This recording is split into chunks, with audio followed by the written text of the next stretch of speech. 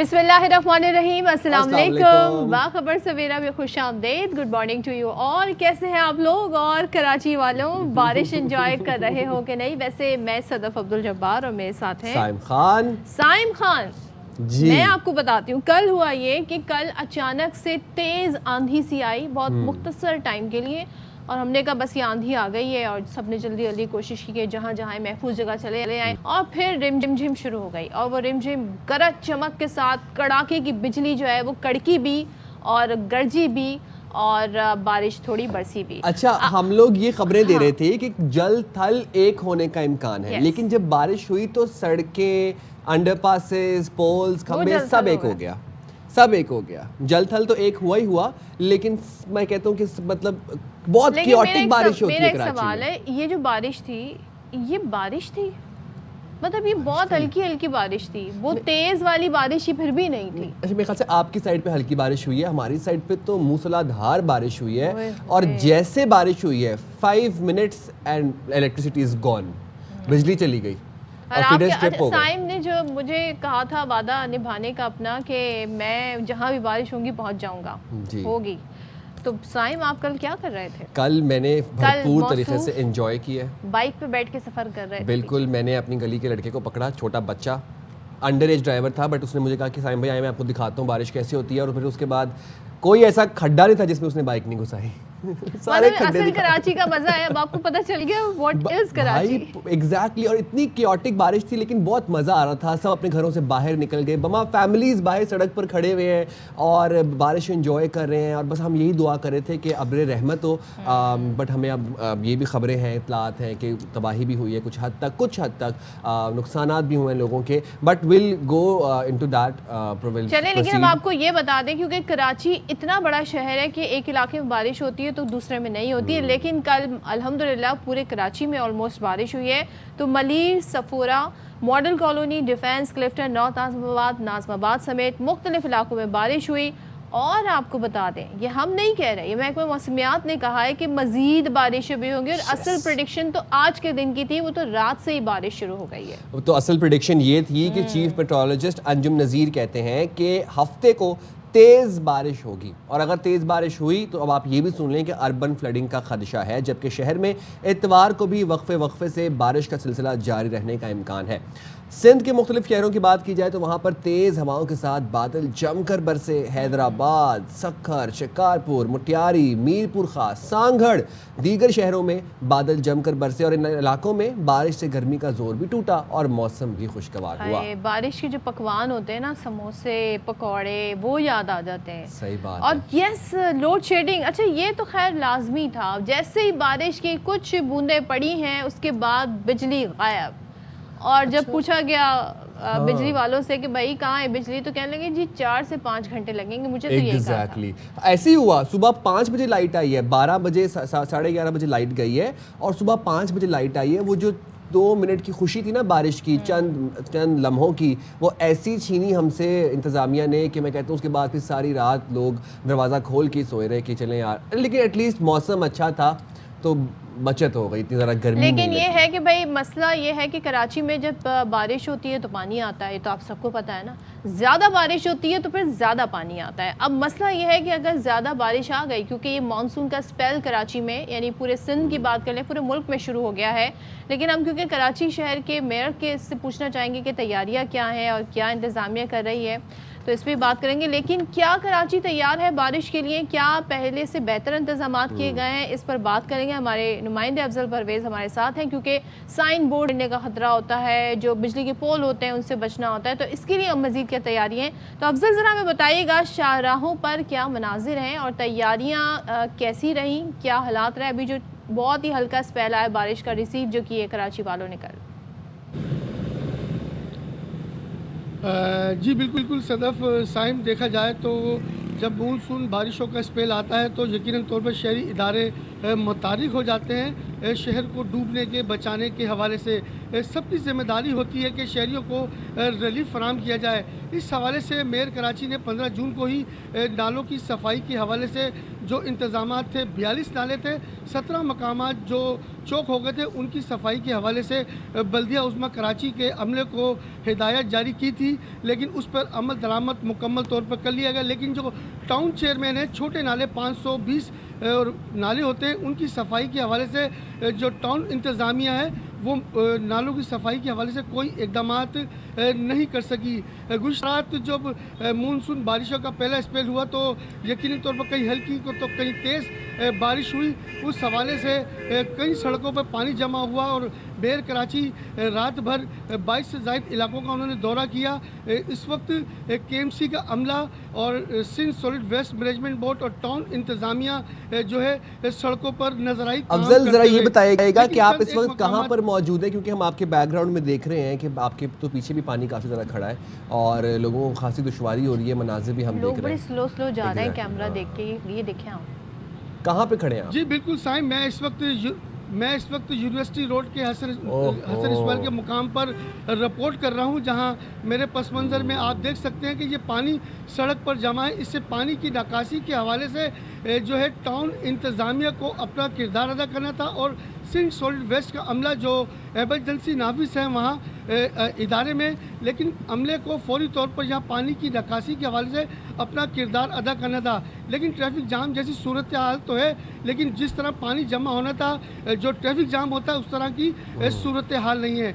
दूसरी जानिब देखा जाए तो तेज़ हवाओं के साथ जो होर्डिंग बोर्ड होते हैं उनको हटाने के हवाले से जो अहकामात दिए गए थे मेयर कराची और टाउन इंतज़ामिया की जानिब से, तो अभी तक शहर की मुख्तलिफ शाहराहों और कसीर मंजिला इमारत पर अभी भी हमें साइन बोर्ड नज़र आते हैं। तेज़ हवाओं का जो सिलसिला वो तो अभी तक नहीं शुरू हो सका, लेकिन अलबत्ता जो गुज़श्ता रात से जो शुरू हुई थी बारिश, उसका सिलसिला जारी है। आज बताया गया कि तेज़ बारिश होगी, आज तेज़ बारिश होगी और हफ्ते और इतवार के लिए भी यही प्रेडिक्शन है। Afzal, thank you so much, सूरत हाल आपने बताई। लेकिन देखिए, मैं वही बात कह रही हूँ, इतनी ज़्यादा बारिश नहीं हुई है कि सड़कें जो है वो ज़ेरे आब आ जाएं, लेकिन कहीं कहीं जहाँ खड्डे हैं वहाँ आप देख रहे हैं पानी जमा है। अभी तो पहली बारिश थी। हाँ जी, अभी तो ये पहला छिड़काव था, आप ये कह लें। तो इसी पर बात कर लेते हैं। डिप्टी मेयर कराची सलमान मुराद साहब हमारे साथ हैं।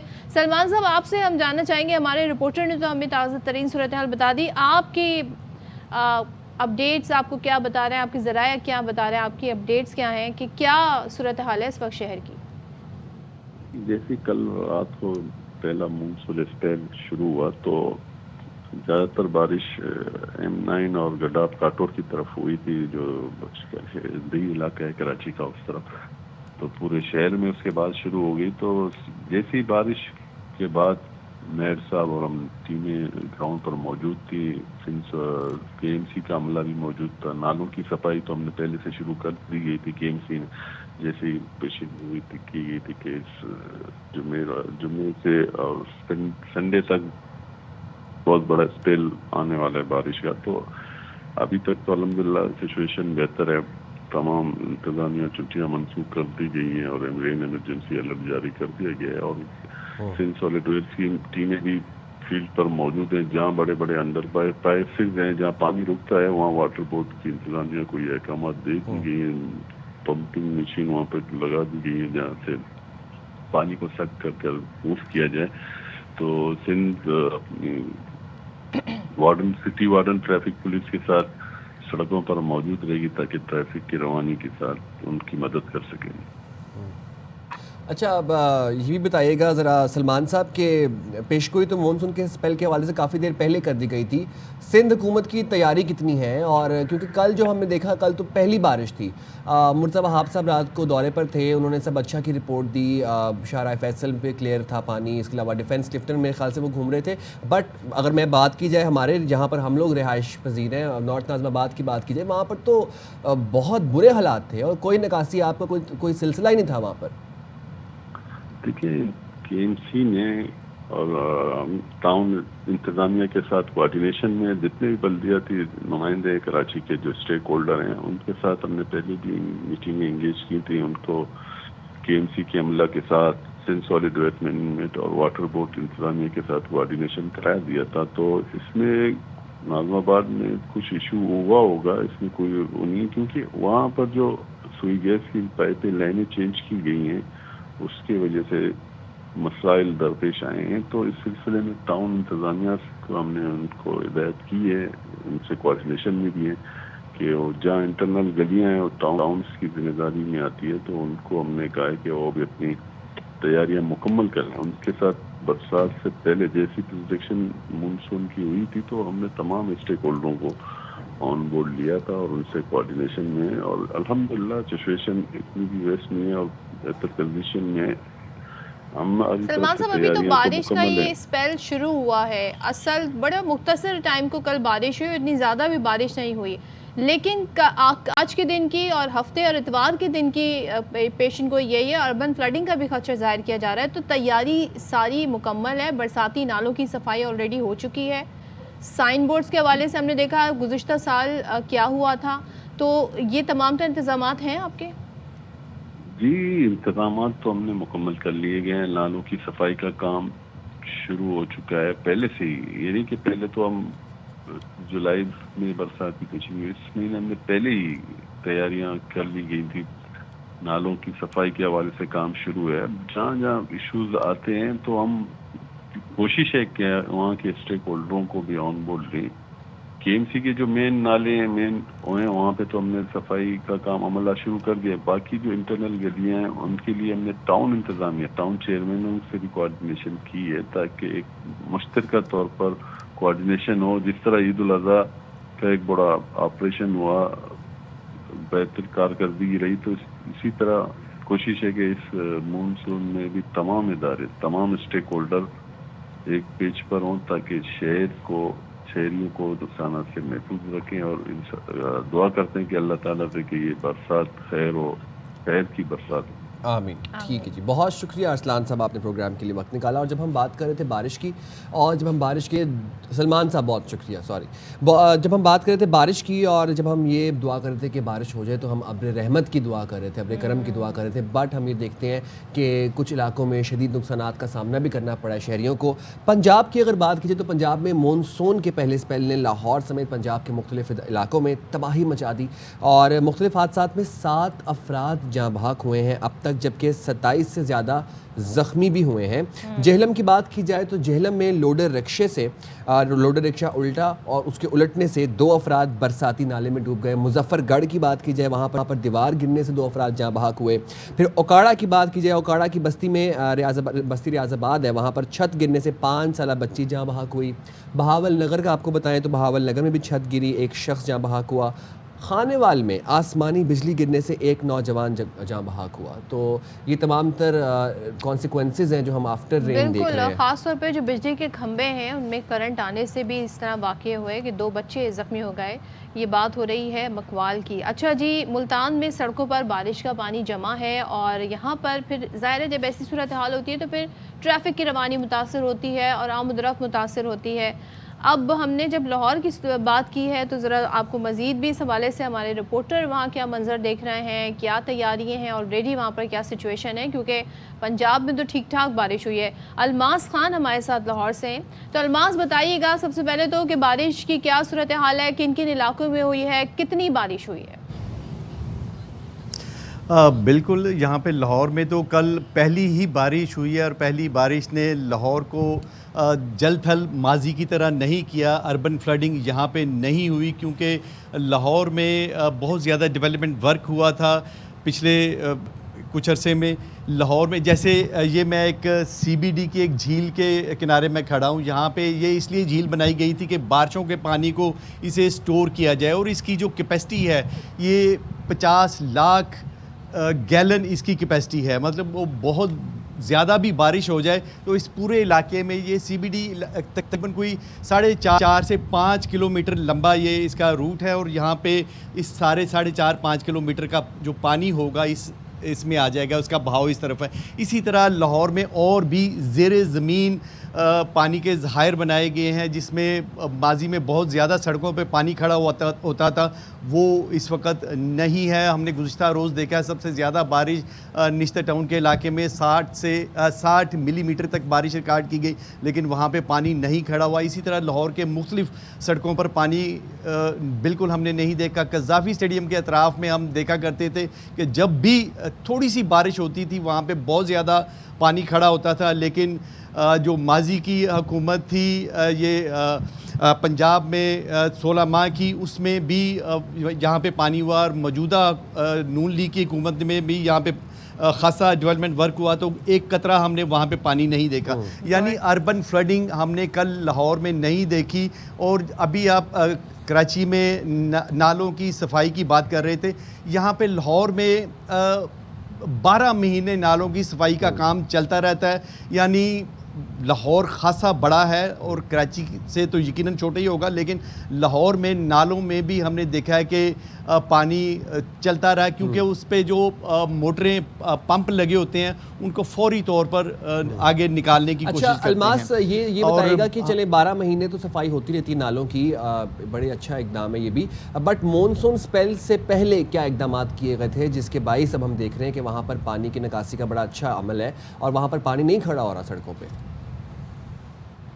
بالکل، میں نے آپ کو ابھی بتایا کہ لاہور میں مختلف زیر زمین وہ پانی کے ذخائر بنائے گئے ہیں۔ اس سے تو دو فائدے ہیں، مختلف جو شاہراہوں پر پانی کھڑا ہوتا تھا وہ ڈائریکٹ اس کا بہاؤ جو زیر زمین پانی کے ذخائر بنائے گئے ہیں اس طرف ہو گیا ہے، اور شہر میں کسی جگہ پہ ہم نے پانی نہیں دیکھا، اور اس سے جو واٹر ٹیبل پانی کا جو زیر زمین پانی کے ذخائر تھے وہ بہت کم ہو گئے تھے، 700 فٹ گہرے تک جا چکے تھے لاہور کے مختلف علاقوں میں، اور کئی علاقوں میں 800-900 فٹ گہرا پانی تھا یہاں پہ لاہور میں۔ اس وجہ سے جو واٹر ٹیبل ہے اس میں بھی بڑا اچھا اس میں مدد ملے گی۔ اور جو محکمہ موسمیات ہے اس میں آپ کو بتا دوں کہ 2 سپیل انہوں نے بتائے ہیں۔ ایک تو 30 تاریخ تک یہ سپیل جاری رہے گا جو گزشتہ روز شروع ہوا، مختلف اوقات میں وقفے سے پنجاب کے مختلف اضلاع میں بارش ہوتی رہے گی۔ بہت شکریہ الماس خان، آپ نے کافی ڈیٹیل سے اپڈیٹ کیا پنجاب کی صورتحال، لاہور کی صورتحال سے۔ اچھا، بارش ہمارے لیے رحمت ہے، اور لیکن اس میں ہم نے انڈیویجولی بھی اقدامات کرنے ہیں، اپنی پریکاشنز جو ہیں وہ ہم نے خود بھی لینی ہے۔ آپ سب کچھ جو ہے وہ انتظامیہ کے اوپر چھوڑ کے نہیں بیٹھ سکتے، اس کی طرف بھی جائیں گے۔ لیکن پہلے آپ کو یہ بتا دیں کہ جڑواں شہروں میں کیا صورتحال ہے۔ جڑواں شہروں میں ہم دیکھتے ہیں کہ حادثات میں اضافہ ہوا ہے، اور وہاں پر ایک ٹیکسی بہہ گئی پانی کے اندر، ٹیکسی سے خاتون کی لاش نکالی گئی۔ اس کے بعد پھر ہم یہ بھی دیکھتے ہیں کہ اس سے قبل راولپنڈی میں کھمبا گرا، کھمبا گرنے سے ایک بچہ اور ایک ضعیف شہری جاں بحق ہوئے۔ تو اس وقت جڑواں شہروں میں کیا صورتحال ہے، ہمیں زینب علی اپڈیٹ کر رہی ہیں اس حوالے سے۔ اسلام آباد اور راولپنڈی میں بارشوں کا جو سلسلہ ہے وہ 31 جولائی تک جاری رہے گا۔ پاکستان میٹ آفس کی جانب سے کہا گیا ہے کہ آج بھی جڑواں شہروں میں بارش ہونے کا امکان ہے، اور امکان جو ہے تقریباً 65% تک ہے۔ بارش ہونے کی وجہ سے جہاں جڑواں شہروں میں موسم جو ہے ایک دم تبدیل ہو جاتا ہے، گرمی کی شدت میں کمی دیکھنے کو ملتی ہے، اور اسلام آباد کی خوبصورتی میں مزید اضافہ ہو جاتا ہے۔ اسلام آباد جیسے خوبصورت شہر جو ہے وہ نکھر جاتا ہے، وہیں پر کچھ نقصانات بھی ہوتے ہیں۔ 2 دن پہلے راولپنڈی میں ایک نالے سے ایک خاتون کی لاش ملی جو کہ نالے میں بارش کے پانی کی وجہ سے وہاں پر گر کے جاں بحق ہو گئی۔ اس کے علاوہ اسلام آباد میں آئی جے پی روڈ پر گاڑی جو ہے اس کے اوپر ایک بجلی کا کھمبا گرا جو کہ بارش کے پانی کی وجہ سے اکھڑ گیا تھا، اور موقع پر ہی باپ بیٹا جو ہے وہ جاں بحق ہوئے، جبکہ ماں اور بیٹی جو ہے وہ شدید زخمی ہوئے۔ اسی طرح ریکارڈ مدت میں سرینا چوک پر جو انڈر پاس تعمیر کیا گیا تھا وہ بھی بارش کی وجہ سے ٹوٹ گیا، جس کے بعد انتظامیہ ایکشن میں آئی اور وہاں پر مشینری جو ہے وہ لائی گئی۔ پاکستان میٹ آفس کی جانب سے بار بار اس ساری صورتحال کو دیکھ کر الرٹ جاری کیے جاتے ہیں کہ لوگ جو ہیں وہ محتاط رہیں، سولر پینلز کا خیال رکھیں، گاڑیوں کا خیال رکھیں اور درختوں سے دور رہیں۔ اسلام آباد میں موسم جو ہے اسی طرح رہے گا 31 جولائی تک، جبکہ سندھ اور بلوچستان میں کل تک اسی طرح بارشوں کا جو سلسلہ ہے وہ رہے گا۔ جی اچھا، آپ یہ دیکھیں کہ جڑواں شہروں میں تیز بارش ہے لیکن آپ کو سڑکوں پہ پانی نظر نہیں آ رہا ہے۔ کچھ حادثات جو ہوئے ہیں وہ بڑے افسوسناک ہیں، جیسے کہ وہ ٹیکسی والا واقعہ ہے، ابھی تک ڈرائیور ڈرائیور کی جو ہے وہ تلاش جاری ہے. خاتون مسافر جو ہیں وہ مل گئی ہیں پھر جو وہ ایک پول گر گیا تھا. لیکن ہم آپ کو یہی ان ساری خبروں بتانے کا مقصد بھی یہی ہوتا ہے کہ آپ لوگوں نے بھی احتیاط کرنی ہے. سب کچھ انتظامیہ گورنمنٹ پہ نہیں چھوڑنا ہے.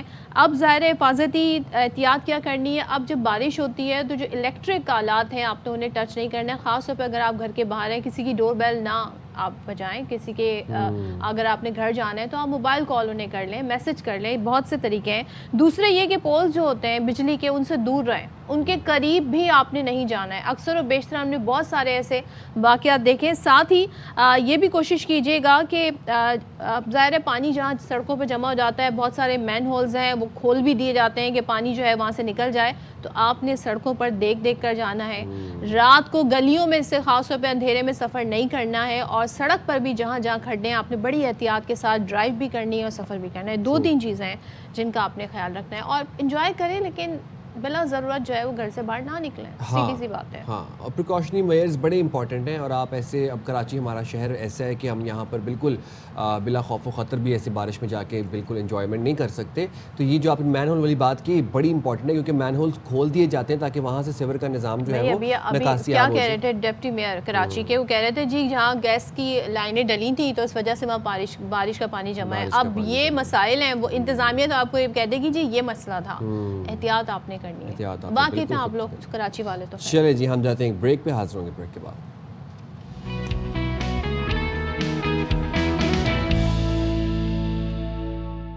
Welcome back once again. اور جیسے کہ ہم آپ کو پہلے بھی بتا چکے ہیں لیکن اب باقاعدہ طور پر ایسا ہونے جا رہا ہے. یعنی پاکستان آئندہ ماہ اقوام متحدہ کی سلامتی کونسل کی صدارت سنبھالنے کے لیے پوری طرح سے تیار ہے. اور پاکستان کے مستقل مندوب عاصم افتخار کی سیکریٹری جنرل انٹونیو گوتریس سے ملاقات بھی ہوئی ہے جس کے مناظر آپ دیکھ رہے ہیں. اور پروگرام آف ورک سے آگاہ کیا گیا ہے.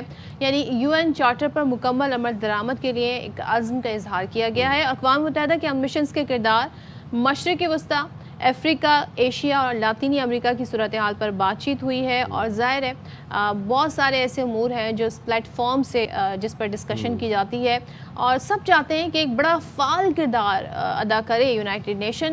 اب لیٹس سی پاکستان جب یہاں پر اپنا کردار ادا کرے گا تو پھر یہ معاملات کیسے آگے بڑھتے ہیں. لیکن اس سب کے دوران جو تو بھارت کی ہزیمت ہو رہی ہے, جو تو بھارت کا کردار کھل کر دنیا کے سامنے آیا ہے. عالمی برادری نے آئسولیٹ کر دیا بھارت کو, بوکھلاہٹ کا شکار, اور چھوٹے چھوٹے نیچ بھونڈے ہتھ کنڈوں سے بھارت باز نہیں آتا.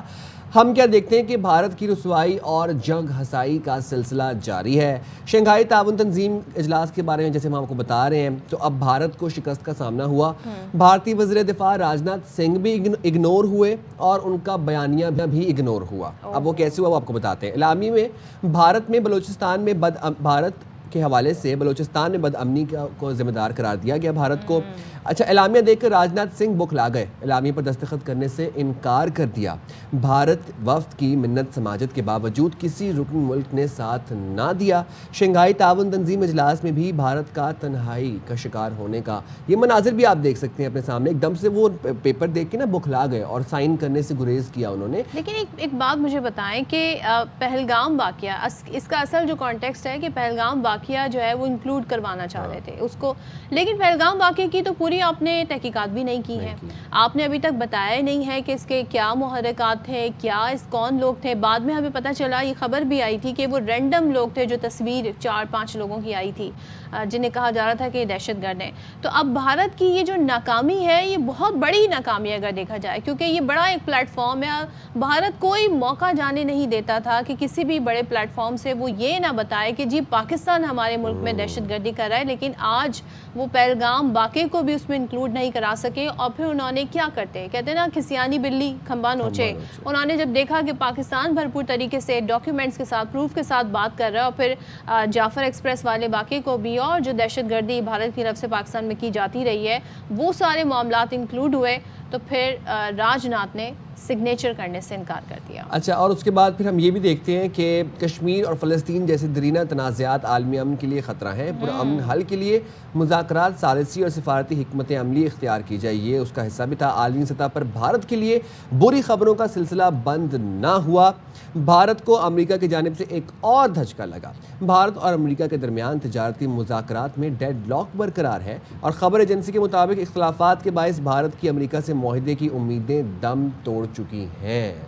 اس سے زیادہ آئسولیٹ بھارت کیسے ہو سکتا ہے؟ وہ بھارت جو کہ خطے میں اپنی بدماشی قائم کرنا چاہتا تھا، پاکستان میں اسٹیٹ سپانسر ٹیررزم کو فروغ دے رہا تھا، کالعدم تنظیموں کو سپورٹ کر رہا تھا، فنڈ کر رہا تھا، آج وہی بھارت امریکہ کے ساتھ مذاکرات میں ٹریڈ کے اوپر ڈیڈ لاک کا شکار. ڈیڈ لاک کا، اور ظاہر سی بات ہے وہ تو مان ہی نہیں رہے نا ڈونلڈ ٹرمپ کے سیز فائر کا کردار، تو پھر ڈیڈ لاک تو رہنا ہی ہے. اچھا جی، اب ایک منظر آپ کو یاد ہوگا جب بلاول بھٹو وزیر خارجہ ہوا کرتے تھے، اور جب وہ گئے تھے انڈیا جانا پڑا تھا انہیں، اسی طرح کی کچھ سمٹ تھی اس میں، تو وہاں پہ بڑا ایک کولڈ ہمیں بیہیویئر نظر آیا تھا ان کے جو فارن منسٹر ہیں ان کا. لیکن کل ہم نے دیکھا شنگھائی تعاون تنظیم میں جب وزیر دفاع خواجہ آصف نے بھارتی ہم منصب کو نظر انداز کیا، لیکن اس میں ہم دیکھ رہے ہیں کوئی ڈس ریسپیکٹ کا پہلو نہیں تھا، بس انہوں نے خاموشی سے جی بات نہیں کی اور آگے بڑھ گئے. شنگھائی تعاون تنظیم اجلاس کے موقع پر خواجہ آصف اور راج ناتھ الگ الگ ہمیں کھڑے نظر آئے، جبکہ دونوں پڑوسی ملک ہیں، اور گروپ فوٹو کے موقع پر بھی خواجہ آصف نے کافی فاصلہ برقرار رکھا. یہ منظر آپ دیکھ لیں، یہ اس وقت کے منظر ہے جب باقاعدہ فوٹو سیشن ہونا تھا. وزیر دفاع خواجہ آصف کو پروٹوکول زبردست دیا گیا، لیکن ہم دیکھ رہے ہیں راج ناتھ جو ہے وہ کافی ہمیں آئسولیٹ نظر آئے. سو یہ بھارت کی ایک، یہ تو ظاہر ہے کہتے ہیں نا، آپ اس کو کہہ سکتے ہیں یہ آپٹکس ہیں، یہ ہمیں نظر آ رہا ہے، لیکن بھارت باقیاتاً اگر ہم خطے کی بات کریں تو اس وقت تنہائی کا شکار ہے. وہ ملک جن کے ساتھ وہ بتاتا تھا کہ ہماری دوستی ہے یا یہ ملک ہمارے حمایت میں آئے ہیں، آج ہمیں بھارت کی حمایت میں کوئی نظر نہیں. بالکل جی، تو اس حوالے سے بات بھی کر لیتے ہیں. ماہر بین الاقوامی امور ہما بقائی صاحبہ ہمارے ساتھ موجود ہیں. بہت شکریہ ہما بقائی صاحبہ، good morning to you. Shanghai تعاون تنظیم اجلاس کے مشترکہ اعلامیے میں بھارت پہلگام کا ذکر شامل نہ کر سکا. پھر ہم نے دیکھا کہ راج ناتھ سنگھ بوکھلاہٹ کا شکار ہو گئے، سگنیچر کرنے سے گریز کیا انہوں نے. خواجہ آصف صاحب بھی ہم نے دیکھا ہمارے وزیر دفاع ہیں، انہوں نے اگنور کیا سم وٹ راج ناتھ سنگھ کو.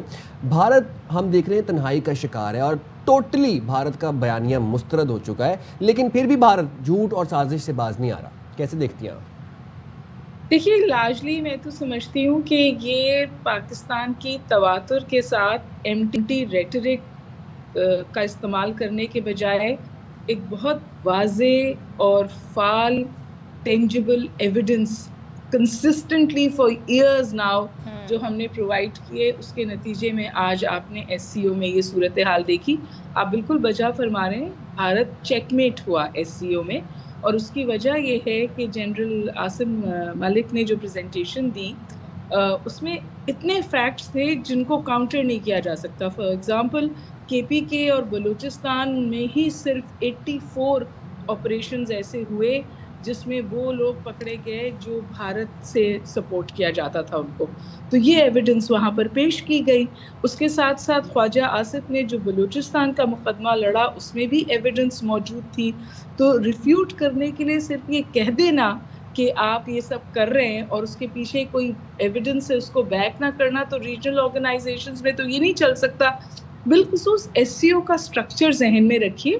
ایس سی او کا ایک سب سٹرکچر ہے جس کو ہم کہتے ہیں RATS, regional anti terrorism structure, اور وہاں پہ انٹیلیجنس کولیبریشن ہوتی ہے، ایکسرسائزز ہوتی ہیں، اور پاکستان اس کا ایک بہت فعال بڑا حصہ ہے. اور گلوبلی بھی لوگوں کو پتہ ہے کہ پاکستان اس وقت وہ چوتھا ملک ہے جس میں ٹیررزم اور ملیٹنسی بہت بری طرح جاری ہے، اور وہ واحد ملک ہے جس نے اپنے وسائل سے ٹیررزم کو فائٹ کیا ہے. لیکن اس کے ساتھ ساتھ اپنا جو پورا سمجھے مقدمہ ہے وہ بہت واضح طور پر انٹرنیشنل کمیونٹی کے سامنے رکھا ہے.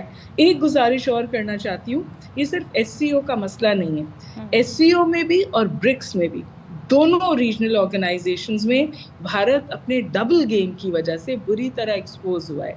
وہ اپنی مفاد کے لیے ان آرگنائزیشن سے جڑا رہتا ہے، لیکن یہ آرگنائزیشن کیوں بنی اور کیوں جڑی اس کے خلاف کام کرتا ہے آؤٹ سائڈ. بھارت تو تقریباً وہ ایک آڈ ون آؤٹ ہو گیا ہے، چاہے وہ ایس سی ہو چاہے برکس ہو، اور اس کی واضح عکاسی آپ نے کل SCO کی میٹنگ میں دیکھی. And of course we must give due کہ ہمارے جو دونوں ریپرزینٹیو تھے, نیشنل سیکیورٹی ایڈوائزر بھی اور خواجہ آصف بھی, انہوں نے بہت مثبت طور پر پاکستان کا کیس پیش کیا. تو پہلگام آ نہیں سکتا, اس لیے نہیں کہ انہوں نے کوئی پاکستان کو فیور کی کہ پہلگام نہیں آیا, اس لیے کہ انڈیا کچھ ایسا پیش نہیں کر سکا کہ پہلگام کو اس میں انکلوڈ کیا جائے. اور جعفر ایکسپریس کا ذکر آیا کیونکہ ٹینجیبل ایویڈنس موجود تھی. تو یقیناً جیسے کہ آپ بھی کہہ رہی ہیں ڈاکٹر ہما کہ یہ تو کیونکہ پاکستان نے بتایا کس طریقے سے بلوچستان میں بھارت دہشت گردی کرا رہا ہے, یہ بڑی ہماری سفارتی کامیابی ہے. پہلگام کا واقعہ اس لیے نہیں انکلوڈ ہو سکا, ثبوت نہیں تھے, لیکن ساتھ میں یہ بتائیے کہ بہت جس ٹائم پر یہ واقعہ ہوا تھا پاکستان نے تو پیشکش کی تھی کہ آپ جس سے بھی چاہیں تحقیقات کرا لیں, ایک ٹرانسپیرنٹ آپ انکوائری کرا لیں, لیکن بھارت نے وہ آفر بھی قبول نہیں کی. اس کا مطلب یہ ہے کہ سچ کا سامنا نہیں کرنا چاہتا بھارت. بھارت تواتر کے ساتھ ایک مومنٹم ہے, اس پہ چلنا چاہتا ہے. اس نے ایک مومنٹم بلڈ کیا تھا, پاکستان ٹیرر اسپانسرنگ اسٹیٹ ہے, ٹیرر اسپانسرنگ اسٹیٹ ہے, اور پاکستان نے بہت سائنٹیفکلی, اسٹریٹجیکلی, ایویڈنس کے ساتھ اس کو کئی سالوں سے کاؤنٹر کرنے کی کوشش کی. میں آپ سے گزارش کروں, شرم الشیخ میں بھی پاکستان کا جو موقف تھا وہ منموہن سنگھ نے مان لیا تھا بلوچستان کے حوالے سے کہ بلوچستان میں انڈیا ملوث ہے ٹیررزم میں, کراس بارڈر ٹیررزم میں فرام افغانستان. لیکن جب منموہن سنگھ واپس گئے انڈیا, تو ظاہر ہے کہ ان پر اتنا پریشر پڑا کہ وہ مکر گئے. جو امریکن جنرلز ہیں جنہوں نے افغانستان میں سرو کیا ہے, ان کی جو ٹیسٹیمونیلز ہیں وہ کتابوں میں چھپے ہوئے ہیں, جس میں وہ واضح طور پہ کہتے ہیں کہ بھارت کا ایک منفی کردار ہے افغانستان کی زمین کو پاکستان کے خلاف استعمال کرنے میں. تو آپ سمجھیں کہ over whelming, over arching evidence ہے اس وقت پاکستان کے سامنے, اور جو اس نے SCO میں بہت واضح طور پہ بہت فعال طریقے سے پیش کی. تو یہ وکٹری پاکستان کی ہے, اور پاکستان کی اس محنت کی ہے جس سے اس نے انڈیا کے جھوٹ کو کاؤنٹر کیا ہے. کیونکہ ایک زمانے میں انڈیا بالکل ان ہوا تھا انٹرنیشنل کمیونٹی کے ساتھ, اور وہ اپنے کلاؤڈ کو, اپنے ڈپلومیٹک کلاؤڈ کو استعمال کرتا تھا, اور اس کے ساتھ ساتھ اس نے ایک پروپیگنڈا مشین, آپ کو پتہ ہے ڈس انفارمیشن کی ایک پوری مشینری چلائی ہوئی تھی جو یورپ نے ایکسپوز کی, اور وہ اوریجنیٹ کرتی تھی نیو دہلی. جی, ڈس انفو لیب, بالکل صحیح فرما رہی ہیں آپ. سو آئی تھنک بھارت کی جو اسٹریٹجی تھی, جو جھوٹ کا انہوں نے ایک پہاڑ کھڑا کیا تھا, اس کو بہت محنت سے پاکستان نے کاؤنٹر کیا ہے. اور جیسے کہ ہم کہتے ہیں کہ ہم کوئی نیریٹو بلڈ کر رہے ہیں, ہم ٹرانسپیرنٹلی سچ پیش کر رہے ہیں. بالکل, بہت شکریہ مبتائی صاحبہ, آپ نے پروگرام کے لیے وقت ملا. اور شی واز رائٹ کہ ہم ٹرانسپیرنسی ڈیمانڈ کر رہے ہیں, ہم تفتیش ڈیمانڈ کر رہے تھے, ہم اور کچھ نہیں ڈیمانڈ کر رہے ہیں, اور اس سے بھی بھارت بھاگ گیا. بالکل, یہ ہوتا ہے پروپیگنڈے اور سچ میں فرق. تو یہاں پر ہم بریک لیتے ہیں, بریک کے بعد واپس آتے ہیں.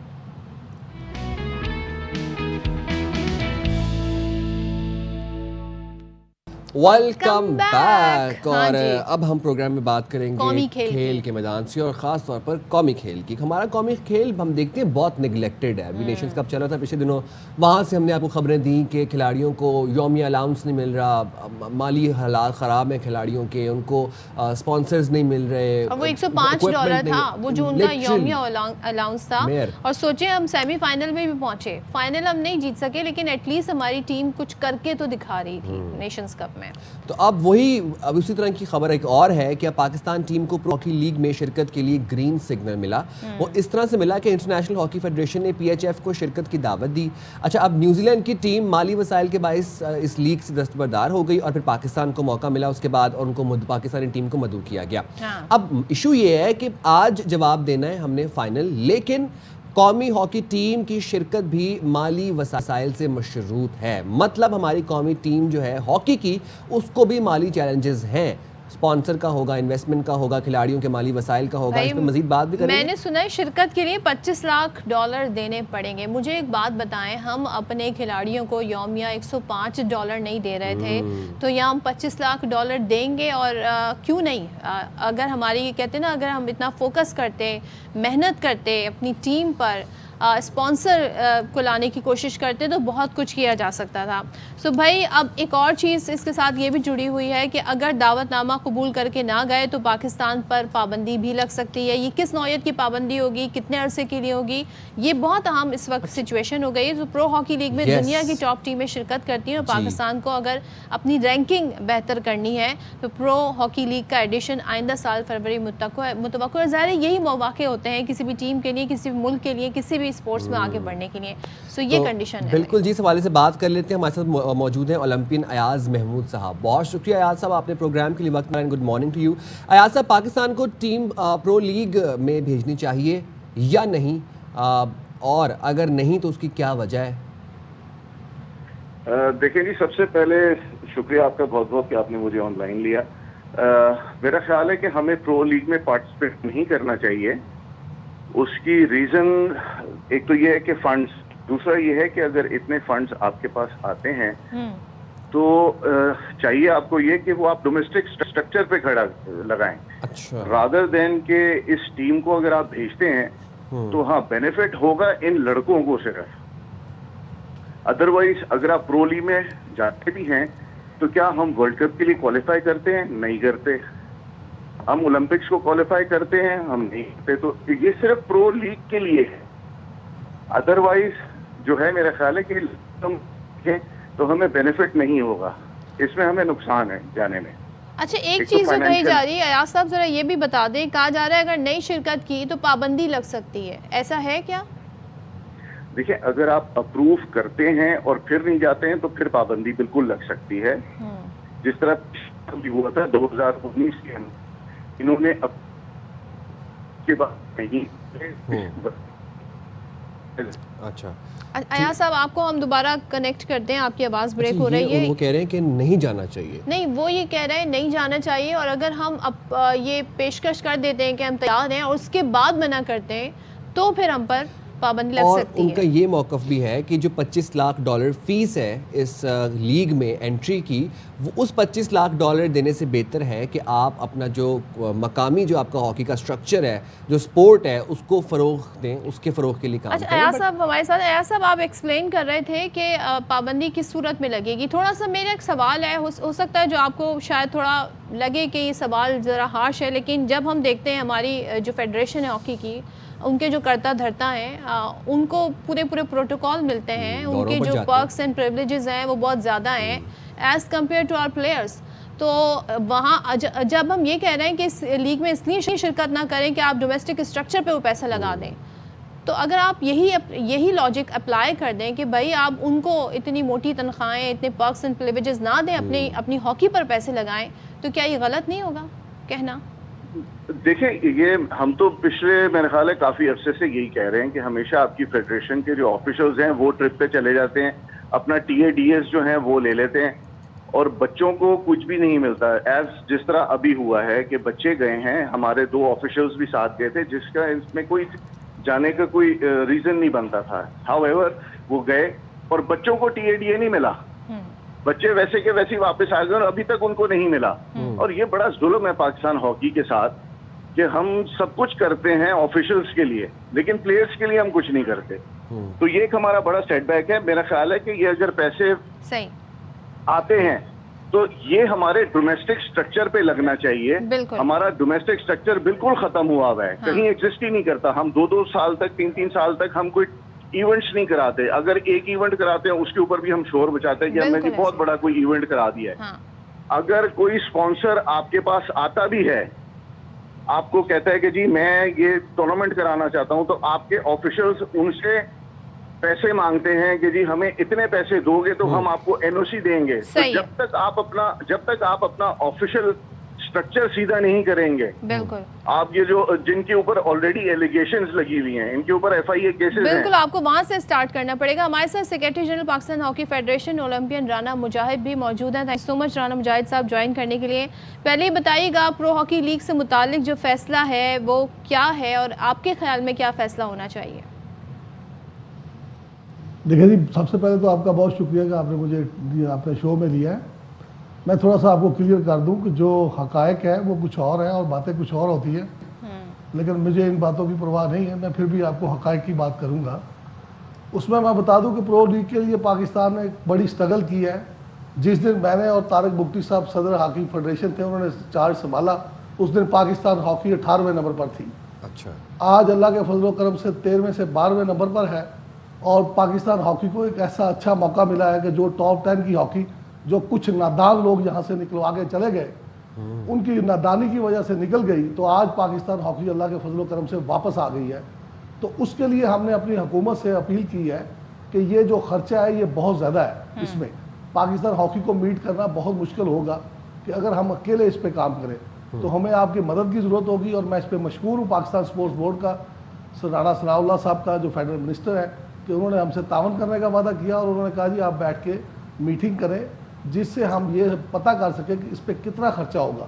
تو اس میں ہم نے FIH کو آن بورڈ لیا, اور اللہ کے فضل و کرم سے اس پہ ہم کام کر رہے ہیں.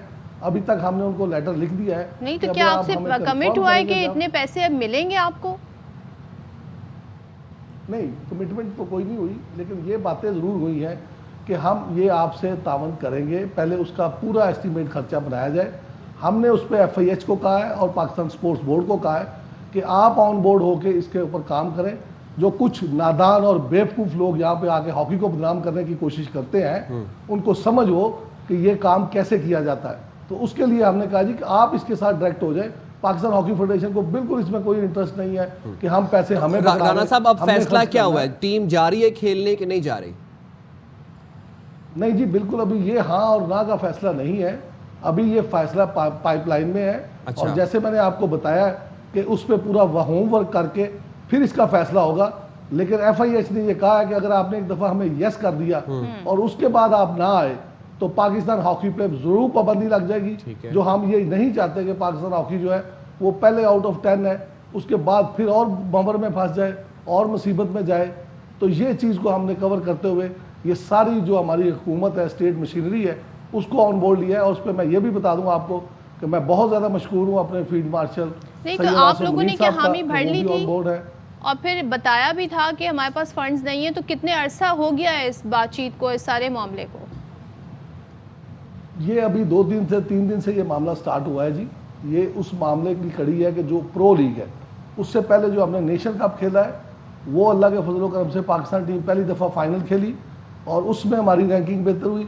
نیوزی لینڈ کے نہ جانے سے یہ موقع پاکستان ہاکی کو مل رہا ہے کہ وہ ٹاپ 10 کی ہاکی کھیلے. اچھا ٹھیک ہے, ہم چاہتے ہیں آپ دونوں ہمارے ساتھ رہیں, بیکاز یہ قومی کھیل ہے اور اس پر اتنی بات نہیں ہوتی ہے. ہم چاہتے ہیں اس سے ذرا مزید بھی بات ہو, لیکن ہمیں بریک پر جانا ہے. بریک سے جب واپس ہیڈ لائن بریک سے, تو اس سلسلے کو یہیں سے کنٹینیو کریں گے.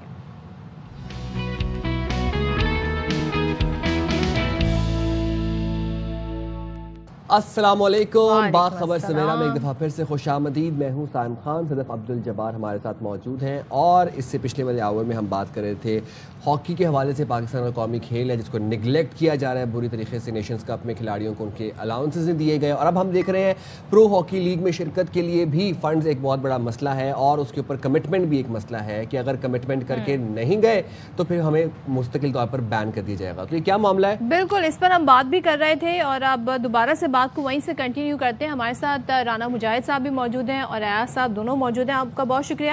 رانا صاحب, ایک چیز ذرا کلیئر کر دیں. ایک بڑا خطرہ یہ ہے کہ اگر ہم نے حامی بھر لی تو پھر ہم نہیں گئے اگر کسی بھی وجہ سے, تو پھر پابندی لگ جائے گی. آپ لوگوں نے حامی تو نہیں بھر لی ابھی ان سے کمٹمنٹ یہ کی ہے کہ آپ اب ہمیں کلیئر کر دیں کہ نیوزی لینڈ نے اگر آپ کو کلیئر کر دیا ہے کہ وہ بالکل نہیں آ رہے, تو پھر آپ اس میں ہمیں ٹائم دیں گے کہ ہم آپ کو ہاں یا نہ کر سکیں. اس کے لیے ہم نے اپنی حکومت وقت کو اور جو ارباب اختیار ہیں ان کو بتا دیا ہے کہ یہ معاملہ ہے, یہ پاکستان ہاکی کے لیے اس سے نہیں نپٹ سکتی. اس سے اسپانسرز بھی جو ہے وہ بھی نہیں نپٹ سکتے جب تک اس میں اسٹیٹ اپنا رول ادا نہیں کرے گی. تو میرے خیال میں پاکستان سپورٹس بورڈ کے DG جو ہے یاسر پیرزادہ صاحب, انہوں نے بڑا اچھا پازیٹیو رول ادا کیا ہے, اور انہوں نے اس بات کی یہ راضی ہے کہ ہم آپس میں بیٹھتے ہیں, بیٹھ کے دیکھ لیتے ہیں کہ کتنے کے فنڈ ہم کر سکتے ہیں, کتنے پاکستان ہاکی فیڈریشن کریں, اور کہاں سے ہم اسپانسرشپ بھی لیں اس کے لیے. تو میں سمجھتا ہوں یہ بڑا اس پہ پازیٹیو کام ہو رہا ہے, آگے بڑھ رہے ہیں. لیکن ابھی ٹائم ہمارے پاس ہے اس چیز کا کہ وہ ہمیں کمٹمنٹ دیں گے, پھر ہم ان سے اپنی کمٹمنٹ دیں گے کہ جی ہم آ سکتے ہیں. اگر کمٹمنٹ دینے کے بعد نہ گئے تو وہ خطرناک صورتحال ہے کہ پاکستان ہاکی اس میں بین ہو سکتی ہے, جو آج کھیل بھی رہی ہے انٹرنیشنل. رانا صاحب، ایاز صاحب بھی ہمارے ساتھ موجود ہیں. ایاز صاحب، آپ کہہ رہے تھے کہ اس سے کوئی فائدہ نہیں ہوگا، یہ کیا وجہ ہے؟ جی ایاز صاحب سے. اچھا ایاز صاحب ہمارے ساتھ تھوڑی دیر پہلے تھے تو اس وقت رانا صاحب آپ کو میں بتا دوں وہ یہ کہہ رہے تھے کہ دیکھیں یہ جو پیسہ آپ کو مل رہا ہے اسے آپ اپنے ڈومیسٹک اسٹرکچر پر لگائیں. آپ کے جو پورا اسٹرکچر ہے اگر ہم اس کی بات کریں گراس روٹ لیول سے کہاں سے کھلاڑی آ رہے ہیں آپ مجھے بتائیں. ابھی نیشن لیگز ہوئی وہاں پر $105 TADA دینا تھا وہ بھی نہیں دے پا رہی تھی ہاکی فیڈریشن ہماری. تو جب یہ حالات ہیں تو ایسے میں بہتر نہیں ہے کہ آپ اگر جو بھی آپ کو کہیں سے پیسے یا فنڈز مل رہے ہیں تو اس اسٹرکچر پر لگائیں، ہاکی کو بہتر کرنے پر لگائیں، کھلاڑیوں کی ویل بینگ پر لگائیں. دیکھیں یہ بات جو ہے یہ بڑی معصومانہ بات ہے. اچھا اگر آپ صحیح طریقے سے دیکھیں تو آپ کو ڈومیسٹک پہ بھی کام کرنا ہوتا ہے، انٹرنیشنل کمٹمنٹ کو بھی آپ کو دیکھنا ہوتا ہے.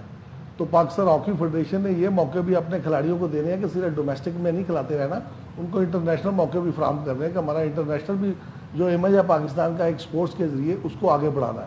تو اس کی نیشنز لیگ بھی تو انٹرنیشنل ایونٹ تھا، اس میں ہمارے کھلاڑیوں کے حوالے سے جب یہ خبریں لگتی ہیں کہ ان کو TADA بھی نہیں مل رہا جو کہ اٹ واز جسٹ $105، تو وہ بھی تو کوئی اچھا امیج نہیں جاتا ہے رانا صاحب. جی ہاں بالکل آپ نے صحیح پوائنٹ اٹھایا، لیکن یہ بھی تو دیکھ لینا کہ پاکستان ہاکی فیڈریشن کے پاس ہے کیا.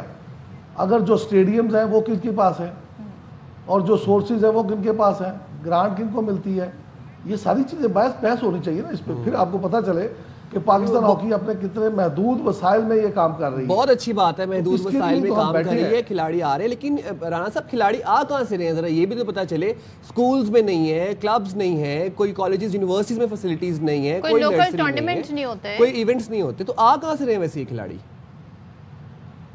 یہ دیکھیں جی یہ بڑا آج اللہ کا بڑا کرم ہے پاکستان ہاکی پہ، اور میں سمجھتا ہوں کہ ابھی بھی اس ملک میں وہ لوگ موجود ہیں جو پاکستان ہاکی کو سرو کرنا چاہتے ہیں، صرف باتیں نہیں کرتے، سرو کر رہے ہیں وہ.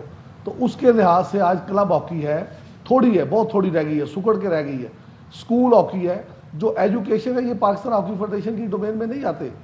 تو پاکستان ہاکی کو جو پہلے ٹیلنٹ ملتا تھا وہ اسکول سے ملتا تھا، کالج سے ملتا تھا، یونیورسٹی سے ملتا تھا. اور اس لحاظ سے ہمیں PIA جو تھی پاکستان انٹرنیشنل ایئر لائن اس وقت ہمیں اسپانسر کرتی تھی اور پاکستان ہاکی چل رہی تھی.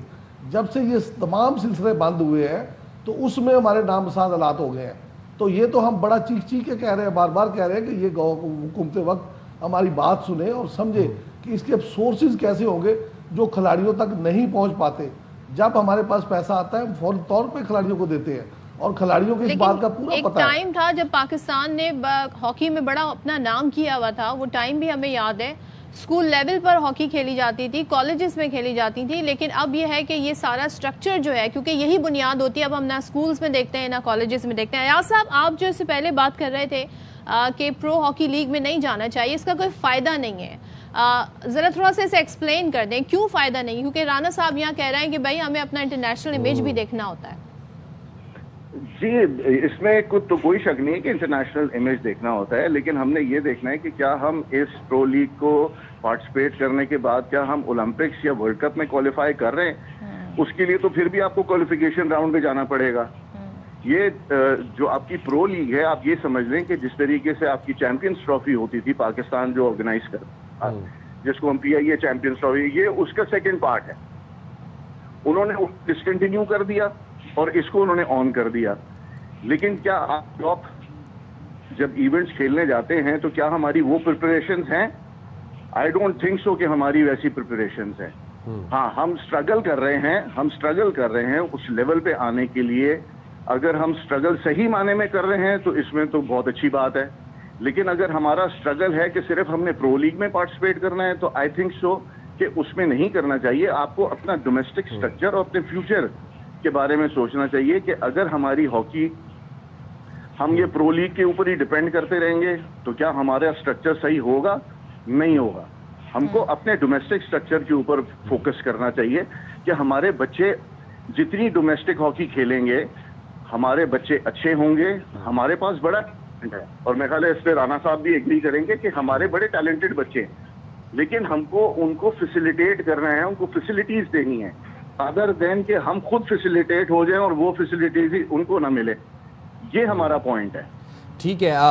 ویسا کنکلوڈنگ نوٹ پہ بس آپ یہ بتا دیں کہ اب آپ کو کیا لگتا ہے کہ قومی کھیل کے فروغ کے لیے, اس کی بہتری کے لیے فوری طور پر کیا اقدامات کرنے چاہیے گراس روٹ لیول پہ؟ رانا صاحب سے. رانا صاحب آپ بتائیں, سیم کوشچن. جی سر, دیکھیے سب سے پہلے تو آپ کو اپنے سورسز پیدا کرنے ہوں گے کہ پاکستان ہاکی کے پاس ہے کیا. اس کے بعد آپ کو دیکھنا ہوگا کہ ہم کیا کیا کر سکتے ہیں. سب سے پہلے ہم نے کلب ہاکی کو بحال کیا ہے, جو آپ نے دیکھا ہوگا کہ chief of the army staff gold cup اس میں ہوا ہے. تمام پورے پاکستان کو شامل کیا گیا, تحصیل لیول سے شروع کر کے ڈسٹرکٹ لیول, ڈویژن لیول, صوبے کے لیول سے اور پھر قومی لیول پہ, جس میں چیف صاحب خود تشریف لائے تھے. تو اس میں ایک بحالی ہماری یہ تھی کہ ہماری کلب ہاکی جو ہے وہ دوبارہ ریوائیو کر جائے. اس کے بعد ہماری بہت زیادہ کوشش ہے, جو ہم ابھی پروگرام دینا جا رہے ہیں, کہ اسکول ہاکی کو ریوائیو کیا جائے. یہاں سے ہمیں وہ ٹیلنٹ ملتا ہے جس کو آپ اسٹیبلش کرتے ہیں. اس کے بعد 6 سال سے جونیئر نیشنل ہاکی چیمپئن شپ نہیں ہوئی تھی, وہ آگے ہم نے کی ہے. نیشنل جونیئر چیمپئن شپ کو ہم نے سینئر چیمپئن شپ کراچی میں کی ہے, جس میں کور کمانڈر صاحب تشریف لائے تھے. تو میں سمجھتا ہوں کہ ہم نے وہ تمام کام اقدامات شروع کر دیے جس سے گراس روٹ لیول پہ جا کے پہلے فائدہ ہو.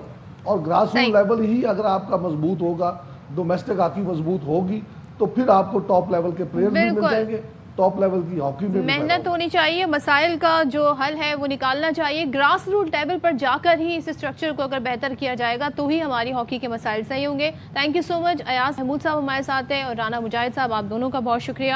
اور یہ ظاہر ایک بڑا لمبا اس پہ گفتگو ہو سکتی ہے, بہت گمبھیر یہ ٹاپک ہے. اس وقت ایک اپڈیٹ ہے وہ شیئر کر لیتے ہیں, اور وہ یہ ہے کہ مخصوص نشستوں سے متعلق نظر ثانی کیس میں 11 رکنی بینچ ٹوٹ گیا ہے اور جسٹس صلاح الدین نے خود کو بینچ سے الگ کر لیا ہے. راجہ محسن ہمارے ساتھ موجود ہیں. راجہ محسن, بتائیے گا, کچھ وجوہات بتائی گئی ہیں جسٹس صلاح الدین نے اپنے آپ کو بینچ سے الگ کرنے کی. دیکھیے, آج جب کیس کی سماعت کا آغاز ہوا تو ابتدا میں ہی جسٹس صلاح الدین پنور کی جانب سے یہ ریمارکس سامنے آئے کہ گزشتہ روز جس طریقے سے حامد خان نے دلائل دیے اور ابتدا میں بینچ پر اعتماد کا اظہار کیا گیا, اور اس کے بعد انہوں نے کہا کہ مجھ سمیت کچھ ججز پر جو ہے وہ گزشتہ سماعت پر نشانہ بنایا گیا. اسی کو بنیاد بناتے ہوئے جسٹس صلاح الدین پنور نے خود کو بینچ سے علیحدہ کر لیا ہے, اور اس وجہ سے اب یہ مخصوص نشستوں کی نظر ثانی درخواستوں کی سماعت کرنے والا 11 رکنی بینچ ٹوٹ گیا ہے. اور جسٹس صلاح الدین نے کیونکہ اب اس بینچ سے الگ ہو گئے ہیں, تو جب بینچ اٹھ کر جا رہا تھا تو یہ کہا گیا بینچ کے سربراہ جسٹس امین الدین خان کی جانب سے کہ اب ہم 10 منٹ کی ایک بریک لیں گے اور 10 منٹ کے بعد آ کے کیس کے مزید آگے چلانے کے حوالے سے جو فریقین ہیں انہیں آگاہ کیا جائے گا. جسٹس صلاح الدین پنور نے یہ بھی کہا کہ حامد خان صاحب, آپ سن رہے ہیں, آپ کو آواز آ رہی ہے یا پتہ نہیں آ رہی. 2010 میں جو ہے وہ اتفاق ہوا, ہم ساتھ رہے ہیں, اور انہوں نے یہ بھی کہا کہ آپ کے جو ہے وہ بائسنس کا کہنے سے مجھے بہت زیادہ افسوس ہوا ہے. اس موقع پر جسٹس جمال مندوخیل کی جانب سے بھی ریمارکس دیے گئے, اور یہ کہا گیا ان کی جانب سے کہ آپ کو عام طور پہ ایک ہی جو پارٹی ہوتی ہے یا ایک فریق ہوتا ہے اس کے 2 وکلاء کو آرگیو کرنے کی اجازت نہیں دیتے, لیکن بطور سینئر وکیل آپ کو ہم نے جو ہے وہ عزت دی اور اس وجہ سے آپ کو جو ہے وہ ہم نے آرگیو کرنے کا موقع دیا. لیکن اس کے بعد جو ہے وہ افسوس کا اظہار کیا گیا جسٹس جمال مندوخیل کی جانب سے بھی کہ جس طریقے سے جو ہے وہ بینچ کو نشانہ بنایا گیا, اور جس طریقے سے کچھ جو بینچ کی کمپوزیشن اور کچھ مخصوص ججز کو جو ہے وہ اپنے دلائل کے ذریعے نشانہ بنایا گیا, اس پر افسوس کا اظہار کیا گیا ہے. اور اب 10 منٹ کی ایک بریک لی گئی ہے, اور 10 منٹ کی اس بریک کے بعد جو ہے وہ کیس کی دوبارہ سے سماعت شاید شروع ہوگی, یا جو بینچ کے سربراہ ہیں وہ فیوچر کا جو کورس آف ایکشن ہوگا وہ بتائیں گے. لیکن یہاں پر اہم بات یہ ہے کہ آج توقع کی جا رہی تھی کہ جو تمام فریقین کے دلائل آج ممکنہ طور پر مکمل ہو جائیں گے, اور اس کے بعد کیس کا جو ہے وہ فیصلہ بھی مختصر ایکسپیکٹڈ تھا, یا سماعت کنکلیوڈ ہونے پر فیصلہ محفوظ کر لیا جاتا, لیکن اب جسٹس صلاح الدین پنور کی جانب سے خود کو اس بینچ سے الگ کر لینے کے بعد صورتحال خاصی دلچسپ ہو گئی ہے. اب دیکھنا ہوگا کہ 10 منٹ کی مختصر بریک کے بعد کیا فیصلہ کیا. بہت شکریہ راجہ محسن. چلیں جی، پروگرام کا سلسلہ آگے بڑھاتے ہیں اور اب آپ کو خبر دیتے ہیں غزہ سے۔ اسرائیل اور ایران کا جو سارا کانفلکٹ چل رہا تھا اس میں ڈونلڈ ٹرمپ نے جنگ بندی کرائی، سیز فائر کروایا۔ اب اسرائیلی میڈیا نے دعویٰ کیا ہے کہ غزہ جنگ 2 ہفتے میں ختم ہو جائے گی۔ جنگ ایکسکیوز می، یا جو اسرائیل بربریت کرتا ہے، جینوسائیڈ، ایتھنک کلینزنگ کا معاملہ چل رہا ہے۔ بالکل، امریکہ اور اسرائیل میں اتفاق ہو گیا۔ اسرائیلی میڈیا کے مطابق ٹرمپ اور نیتن یاہو نے ٹیلی فونک گفتگو کی اور غزہ جنگ بندی پر اتفاق کیا۔ اب اس جنگ بندی کے جو کانسیکوینسز ہیں، جو اس کے محرکات ہیں، وہ ان میں سے ایک یہ بھی ہے کہ جناب جنگ بندی کے بعد حماس قیادت کو جلا وطن کیا جائے گا۔ اور بھی ہے ہمارے پاس اطلاعات کے مطابق خفیہ کال میں امریکی وزیر خارجہ اسرائیلی وزیر اسٹریٹجک امور پر بھی بات چیت کرے تھے۔ اور یہ کہا جا رہا ہے جی امریکی اور یو اے ای اور اسرائیلی اور ان تمام لوگوں کی مشترکہ کوئی حکومت بنائی جائے گی۔ اب دیکھتے ہیں اس کے کیا محرکات ہوتے ہیں۔ لیکن کل ہم نے ایک اور چیز دیکھی، کل بڑی بریفنگ دی گئی امریکی حکام، امریکی وزیر دفاع اور پینٹاگون اور جو فوجی ان کے اہلکار ہیں ان کی جانب سے، کہ بڑا جو ایران پہ انہوں نے 3 نیوکلیر سائٹس پہ اٹیک کیا تھا، اس کی وہ ڈیٹیل بتا رہے تھے کہ کیا کیا ہم نے کیا ہے۔ وہاں پہ پریس کے لوگ بھی موجود تھے اور سوال بڑے تھیکے وہاں پہ سوال ہوئے، کافی ہمیں ڈیفینسو نظر آئے۔ امریکی وزیر دفاع بڑے غصے میں نظر آئے، بلکہ الٹا وہ اپنے میڈیا پر برس پڑے۔ ہر سوال کے جواب میں وہ یہ کہتے تھے کہ ہم آپ سے ایکسپیکٹ نہیں کر رہے تھے، آپ کو تو تعریف کرنی چاہیے تھی ہمارے ان پائلٹس کی جو گئے 36 گھنٹے کا سفر کر کے گئے اور انہوں نے جا کر وہاں پر جی ان سائٹس کو نشانہ بنایا، اور آپ لوگ کہہ رہے ہیں کہ وہاں پر تو کچھ تھا ہی نہیں۔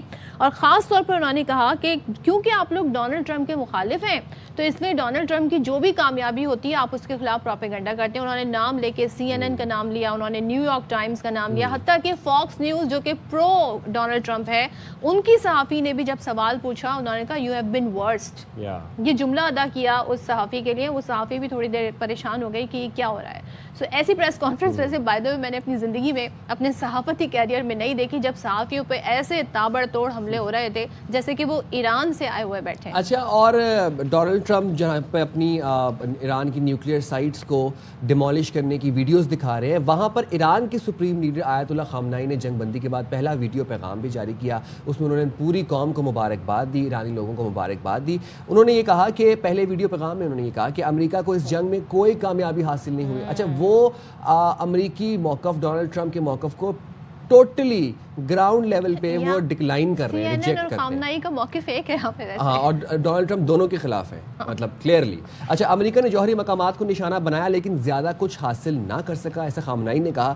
ایران نے امریکہ کے منہ پر زوردار تمانچہ مارا، ہم نے قطر میں امریکی بیس کو نشانہ بنا کر نقصان پہنچایا، اور مستقبل میں خطرہ ہوا تو امریکی اڈوں پر دوبارہ حملہ بھی کیا جائے گا۔ اچھا، اسی کے ساتھ ایک اور چیز ہوئی ہے اور وہ یہ ہوئی ہے کہ پارلیمنٹ سے ایک بل پاس کیا گیا ایران میں جو کہ IAEA سے تعاون کو معطل انہوں نے کر دیا ہے۔ اب ساتھ میں ہم آپ کو یہ بتاتے ہیں کہ پاکستان جو ہے وہ ساری صورتحال میں، اب ظاہر ہے امریکہ نے بڑی تعریفیں کی پاکستان کی، تو ہم آپ کو بتا دیں وزیر اعظم شہباز شریف کو امریکی وزیر خارجہ مارکو روبیو کا ٹیلی فون آیا اور وزیر اعظم نے صدر ٹرمپ کی باہمت اور فیصلہ کن قیادت کو سراہا۔ اس گفتگو میں ایران اسرائیل جنگ بندی کرانے پر صدر ٹرمپ کی تعریف بھی کی اور پاک بھارت جنگ بندی میں امریکہ نے جو کلیدی کردار ادا کیا ہے تو اس پر مارکو روبیو کا شکریہ ادا کیا ہے۔ اب وزیر اعظم شہباز شریف نے کہا کہ پاکستان مشرق وسطی میں قیام امن کے لیے ایک تعمیری رول ادا کرنے کے لیے پوری طرح سے تیار ہے اور ہم ایسا کرتے رہیں گے۔ امریکی وزیر خارجہ نے کہا کہ خطے میں امن و استحکام کے لیے پاکستان کے ساتھ مل کر کام کرنا چاہتے ہیں۔ اب دیکھیں ڈونلڈ ٹرمپ چاہ رہے ہیں کہ وہ یہ تنازع بھی حل کرا دیں، لیکن اس کے لیے جو پہلے انہوں نے پلان دیا تھا فلسطین کے حوالے سے وہ تو کسی کو بھی سمجھ نہیں آیا تھا اور لوگوں نے بڑا اس پہ غصے کا اظہار کیا تھا۔ اب یہ کیا پلان لے کر آئے ہیں اور کیا کیا جائے گا، یہ دیکھنا ضروری ہے۔ کہہ رہے ہیں جی وہاں پہ پیلسٹینین گورنمنٹ قائم کریں گے جو کہ ظاہر ہے ان سب کی سپورٹ سے، ان ممالک کی جو کہ کہہ رہے ہیں کہ ہم جو یک طرفہ جو میں جنگ جسے کہہ رہی ہوں وہ یک طرفہ جنگ بندی کرائیں گے، اس کے بعد یہاں پہ قیادت لا کر بٹھائی جائے گی۔ اور یہ ماڈل ہم پہلے بھی دیکھ چکے ہیں، یہ ماڈل ہم شام میں بھی دیکھ چکے ہیں، یہ ماڈل ہم عراق میں بھی دیکھ چکے ہیں، یہ ماڈل ہم کہنا چاہیے مصر میں بھی دیکھ چکے ہیں۔ لیکن کیا یہ ماڈل سکسیسفل ہوگا، یہ اپنے آپ میں ایک بڑا سوال ہے۔ کیا حماس کو اور دیگر اس طرح کے جو تنظیمیں انہیں کنٹرول کیا جا سکے گا، یہ ایک بڑا سوال ہوگا۔ چلیں جی، کا ہم اپڈیٹ بھی شامل کر لیتے ہیں اور ISPR کے مطابق field marshal army chief Asim Munir کی 92ویں کامن ٹریننگ پروگرام کے افسران سے ملاقات ہوئی۔ کامن ٹریننگ پروگرام کے افسران نے آرمی آڈیٹوریم میں ملاقات کی ان سے، اور ISPR کے مطابق نشست میں پاک فوج کے ضمان امن اور دیگر حوالوں سے امور پر بات چیت ہوئی۔ لائق الرحمان اس حوالے سے ہم نے اپڈیٹ بھی کریں گے۔ جی لائق۔ جی یہ ٹریننگ پروگرام کے جو افسران ہیں انہوں نے زمانہ امن میں پاک فوج کے کشمیر، خیبر پختونخوا اور بلوچستان میں جو آپریشنل ایریاز ہیں وہاں پر پاک فوج کے ساتھ ذمہ داریاں بھی انجام دیں، اپنے جو تجربات تھے اس کے اوپر بھی انہوں نے اظہار خیال کیا، جبکہ آرمی چیف کی طرف سے اس موقع پر اس تبادلہ خیال کے دوران بالخصوص مختلف اداروں اور مسلح افواج کے درمیان بہتر ہم آہنگی اور بہتر ضابطوں کی ضرورت پر زور دیا گیا۔ انہوں نے اپنے خطاب کے دوران خصوصی طور پر جو نیشنل سیکیورٹی کے معاملات ہیں ان پر بات چیت کی، ساتھ ہی داخلی اور جو خارجہ چیلنجز ہیں ان پر اظہار خیال کیا، اور ساتھ ہی مسلح افواج کا علاقائی امن و استحکام کے لیے جو ایک متحرک کردار ہے اس پر انہوں نے روشنی ڈالی، اور آرمی چیف کی طرف سے بالخصوص بین الادارہ جاتی ہم آہنگی اور ایک دوسرے کے باہمی احترام کی ضرورت پر زور دیا گیا، کیونکہ پاکستان کو اسٹریٹجک اور ڈیولپمنٹ کے حوالے سے جو مقاصد ہیں ان کے حصول کے لیے ضروری ہے کہ ادارہ جاتی ایک مؤثر رابطہ اور تعاون آگے بڑھنا چاہیے۔ آرمی چیف کی طرف سے یہ بھی کہا گیا کہ اپنی صلاحیتوں اور منظم انداز میں، شفاف انداز میں ترقیاتی عمل کو آگے بڑھانا چاہیے، سول بیوروکریسی کو چاہیے کہ وہ گورننس کے معاملات کو بہتر کرے۔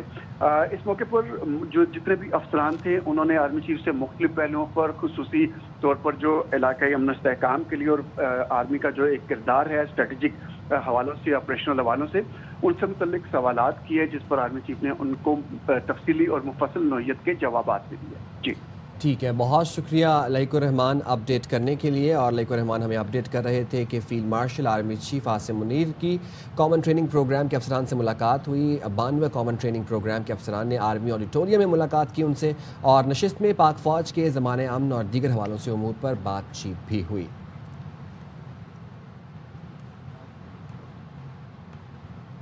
اور اس سے پہلے جو ہم پوری آپ کے ساتھ گفتگو ہم نے شیئر کی کہ کس طریقے سے ایران کے جو سپریم لیڈر ہیں انہوں نے پہلا جو اس سارے مارکے کے بعد جو خطاب کیا ان کا موقف کیا ہے، پھر IAEA سے اب جو ہے وہ اب معاہدہ مزید نہیں ہوگا، بات چیت نہیں ہوگی، اس ساری ڈیولپمنٹ پر بات کر لیتے ہیں۔ ہمارے ساتھ موجود ہیں سابق سفیر سردار مسعود خان صاحب۔ تھینک یو سو مچ مسعود صاحب جوائن کرنے کے لیے۔ اسرائیلی اخبار یہ دعویٰ کر رہا ہے، ان کا میڈیا یہ دعویٰ کر رہا ہے کہ نیکسٹ اب ڈونلڈ ٹرمپ جو ہیں وہ نتن یاہو کے ساتھ مل کر غزہ جنگ، میں تو اسے جنگ نہیں کہوں گی، میں اسے کہوں گی جینوسائیڈ، وہ بند کرائیں گے، اور اس کے لیے بڑی پیش رفت بھی ہو رہی ہے۔ تو آپ کے خیال میں کتنی صداقت اس میں ہو سکتی ہے اور کتنی ایکسیپٹیبل ہوگی اس طرح کی بٹھائی ہوئی حکومت جو کہ جسے امریکہ کی آشیرواد حاصل ہو، جو نتن یاہو کے اپروول سے آئی بھی ہو؟ اس میں کئی سوال ہیں۔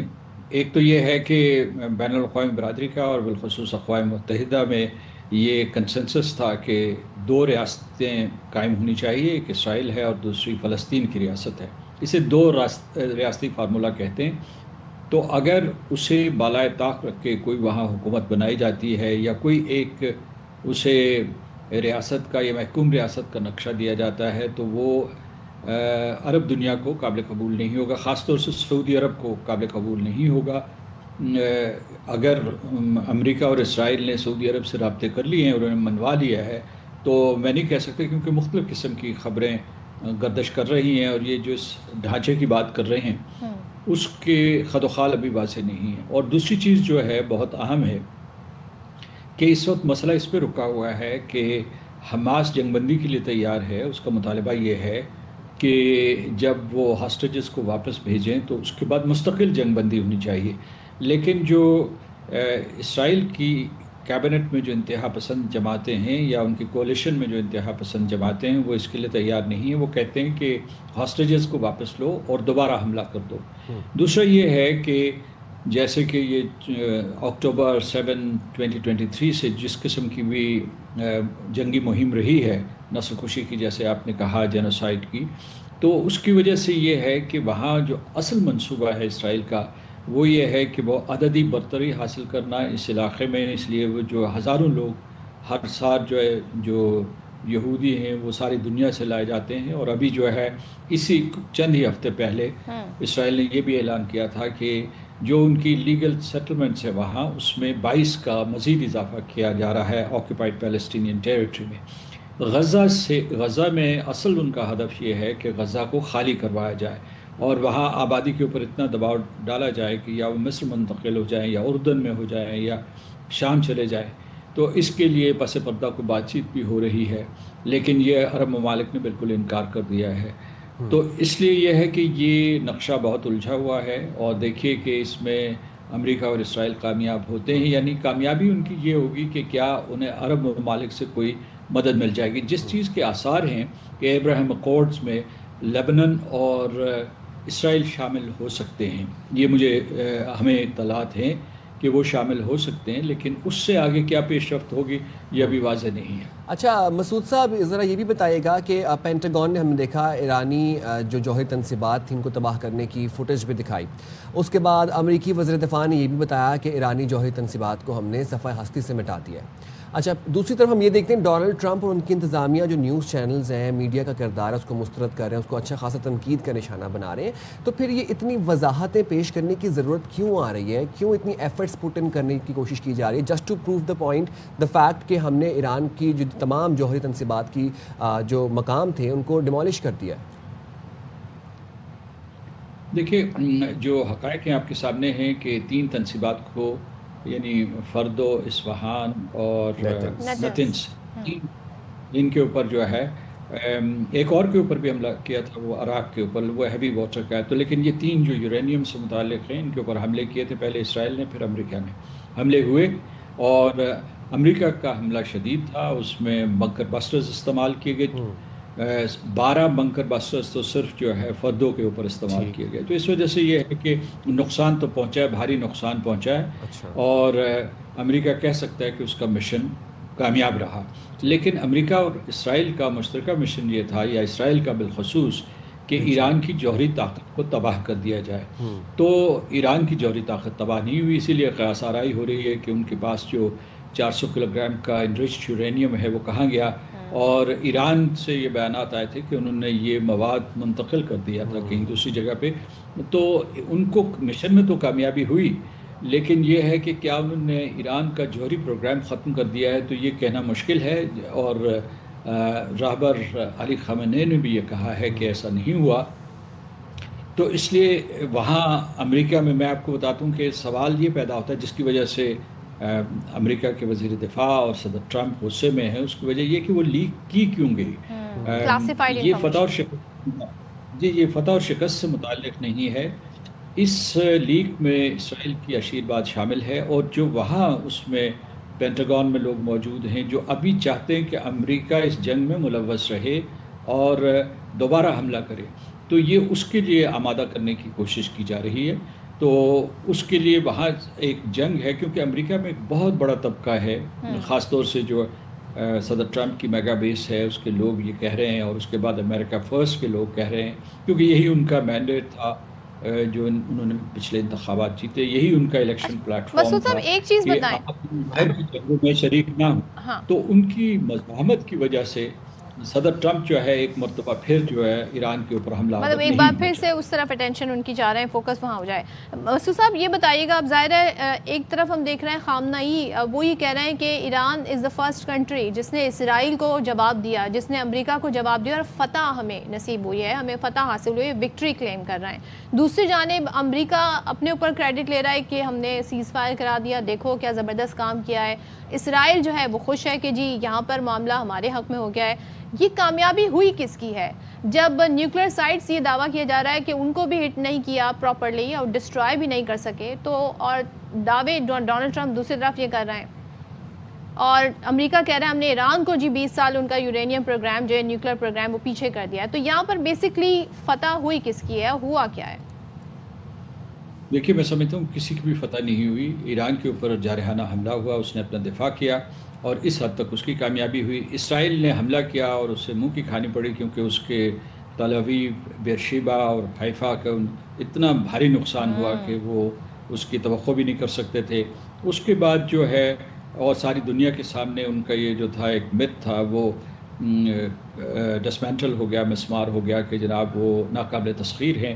اور امریکہ جو ہے اس کا دوہرا کردار تھا، جنگ میں شریک بھی ہوئے اور پھر پیس میکر بھی بن گئے. تو اس لیے ان کو اپنی اپنی جگہ اپنی کنسٹیٹوئنسیز کو خوش کرنے کے لیے یہ کہنا ہے کہ وہ فتح یاب ہوئے. لیکن ایران اس وجہ سے فتح یاب ہے کہ अमेरिका जैसी बड़ी ताकत और इसराइल जैसा ताकतवर, इस खत्ते का सबसे ताकतवर मुल्क जिसके पास जौहरी हथियार भी हैं, उसके साथ न सिर्फ मुकाबला किया बल्कि सर्वाइव किया, और फिर जो है वो उनके मुताबिक जो है उनका जौहरी प्रोग्राम भी अभी तक महफूज है।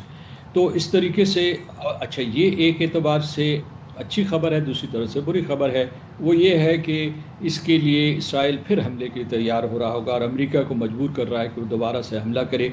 अच्छा, इस किस्म के हमले इसराइल के तो हक़ में, लेकिन ख़ित्ते के अमन और सलामती के लिए हक़ में नहीं है।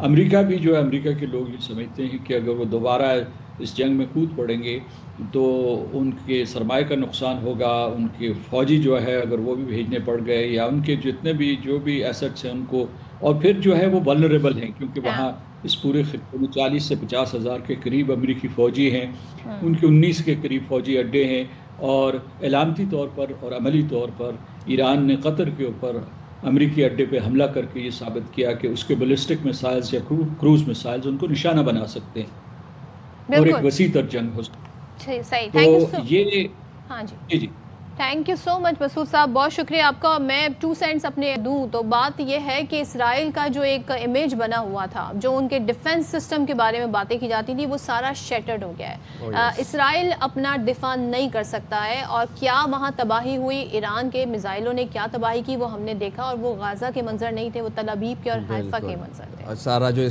आयरन डोम, असल जो शिकस्त हुई है वो इसराइल को ही है। बिल्कुल जी, सब एक्सपोज हो गया। जाएंगे छोटी सी ब्रेक पे, हाजिर होंगे ब्रेक के बाद।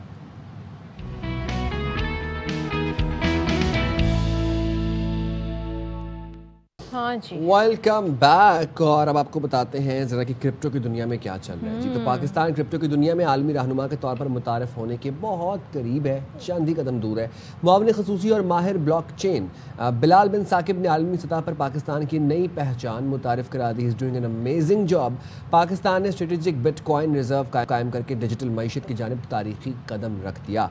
इस वक्त दुनिया भर में 40 मिलियन से ज़ायद क्रिप्टो सार्फिन के दरमियान पाकिस्तान की मौजूदगी अब पहले से कहीं ज़्यादा नुमायाँ हो गई, बल्कि पाकिस्तान की नुमायाँ शनाख्त सामने आ रही है। अच्छा, ये भी है, और साथ में ओवरसीज़ जो पाकिस्तानी हैं उनके लिए तरसीलात ज़र का जो अमल है वो मज़ीद आसान भी हो गया है, और कम लागत बनाने के लिए स्टेबल कॉइन्स का इस्तेमाल मुतारिफ कराया जा रहा है।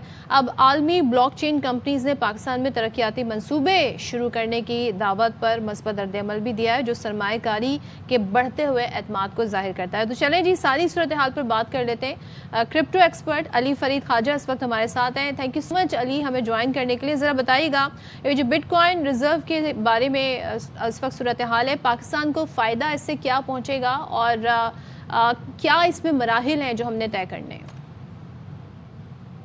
जी, एक तो आपने बिल्कुल दुरुस्त कहा कि पाकिस्तान डिजिटल एसेट्स के एरिया में और ब्लॉकचेन के एरिया में एक ग्लोबल लीडरशिप की पोजीशन के रास्ते में है, और इसमें मैं खराज तहसीन दूंगा बिलाल को। I think he has done a great job eight promoting Pakistan and telling global investors, और जो इस सेक्टर के जो ग्लोबल लीडर्स हैं उनको पाकिस्तान की स्टोरी उसने बताई, पाकिस्तान में इनवाइट किया, और इनमें से कुछ लीडर्स पाकिस्तान आए भी।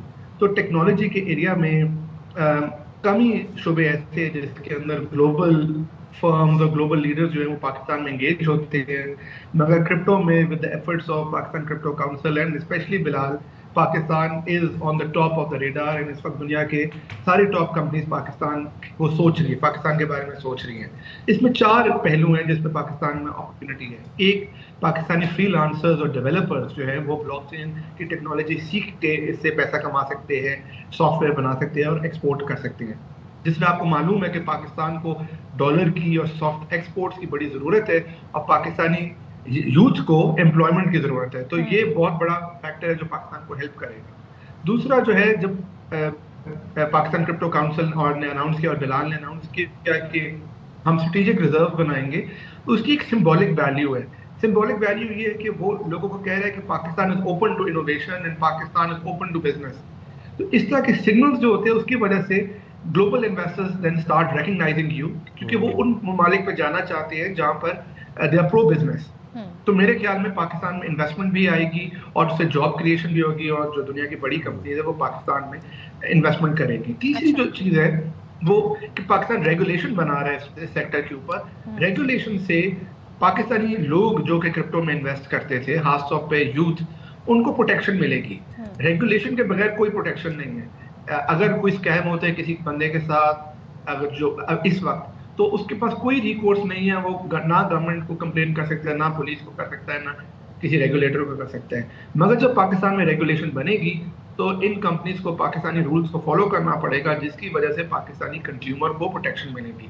तो ये 3 पहलू है कि हमारे मुल्क में जॉब्स आएंगी, हमारे मुल्क के लोगों को टेक्नोलॉजी के एरिया में एक स्किल सेट मिलेगा, ताकि हमारे मुल्क के इन्वेस्टर्स को प्रोटेक्शन मिलेगी from scams in the sector. अच्छा अली, ये भी बताइएगा कि पाकिस्तान क्रिप्टो करेंसी पर बहुत काम हो रहा है, Bilal Saqib is doing an amazing job. Overseas पाकिस्तानियों को तरसीलात ज़र भेजने में कोई मदद मिल सकती है? जी बिल्कुल, आपने पहले भी मेंशन किया कि स्टेबल कॉइन जो है वो अब यूज हो रहे हैं दुनिया भर में फॉर मेकिंग ट्रांजैक्शन। जब ओवरसीज पाकिस्तानी या ओवरसीज कंपनीज पाकिस्तान में पैसा भेजती है तो उसकी बहुत ज़्यादा कॉस्ट पड़ती है। मैं खुद लंदन में रहता हूँ, मैं पाकिस्तान बिजनेस के लिए जब पैसे ट्रांसफ़र करता हूँ तो काफ़ी दफ़ा 5 से 6% मुझे कॉस्ट पड़ जाती है, और ये पैसा भेजना बड़ा मुश्किल है, कुछ दिन लग जाते हैं बिजनेस पेमेंट्स करने के लिए। स्टेबल कॉइन्स की fees fraction of a percent होती है और ये इंस्टेंटेनियस ट्रांसफ़र हो जाता है। तो इस वक्त दुनिया में पाकिस्तान तो पहला मुल्क नहीं होगा, इस वक्त दुनिया में स्टेबल कॉइन्स के जो ट्रांजैक्शन वॉल्यूम्स है वो वीज़ा और मास्टर कार्ड से ज़्यादा है। तो डेफिनेटली इससे पाकिस्तान को फ़ायदा होगा कि हम अगर स्टेबल कॉइन यूज़ करेंगे तो जो हम ओवरसीज़ पाकिस्तान में रेमिटेंसेस भेजते हैं, और आपको जैसा मालूम है कि 36 बिलियन तक की एनुअल रेमिटेंसेस आती है पाकिस्तान में, उनकी कॉस्ट नीचे जाएगी जो कि पाकिस्तान को फ़ायदा करेगा। एक और चीज़ मैं बड़ा हाईलाइट करना चाहूँगा, ओवरसीज़ पाकिस्तानी, जब मुझे एक चीज़ बड़ी इम्प्रेस की कि जब बिलाल एंगेजमेंट कर रहे हैं इंटरनेशनल इन्वेस्टर्स के साथ, कॉन्फ्रेंसेस में बोल रहे हैं, तो he is wearing sherwani. You know right now in the digital asset crypto sector, Sherwani has become a cool dress. So even these soft factors are very important because they make us proud of Pakistan. एक चीज़ बताइएगा अली कि अब ज़ाहिर है जब हम बात करते हैं टेक्नोलॉजी की या हम बिटकॉइंस की और ब्लॉकचेन सारी बातें करते हैं, तो एक आम जो आदमी है उसकी समझ के लिए हम इसको मज़ीद कैसे आगे फैला सकते हैं? क्रिप्टो लिटरेसी की अगर मैं बात करूं, इसे हम ग्रास रूट लेवल तक कैसे लेके जा सकते हैं? क्या किया जा सकता है कि लोगों को भी इसकी समझ आए, और अगर आने वाले दौर में मज़ीद इस पे काम हो रहा है और मज़ीद ये आगे बढ़ेगा मामला, तो फिर एक आम आदमी को भी इसका फ़हम और इसकी समझ होनी चाहिए, उसके लिए क्या किया जा सकता है? जी मैं बड़ा शुक्रगुजार हूँ कि आपने ये सवाल किया, क्योंकि ये बहुत ही अहम सवाल है। क्योंकि पाकिस्तान में इस वक्त 20 मिलियन से ज़ायद लोग जो है वो क्रिप्टो में इन्वेस्टमेंट करते हैं और ट्रेडिंग करते हैं। तो वो समझते हैं कि ये कोई ट्रेडिंग की चीज़ है, कोई सिर्फ इन्वेस्टमेंट की चीज़ है, जो कि एक गलत सोच है। बिटकॉइन और ब्लॉकचेन एक टेक्नोलॉजी है जो दुनिया भर में यूज़ हो रही है फॉर वेरियस पर्पसेस, फ्रॉम उसकी एप्लीकेशन कंप्यूटर गेम्स से लेकर जैसे आपने कहा स्टेबल कॉइन और रेमिटेंसेस तक में है।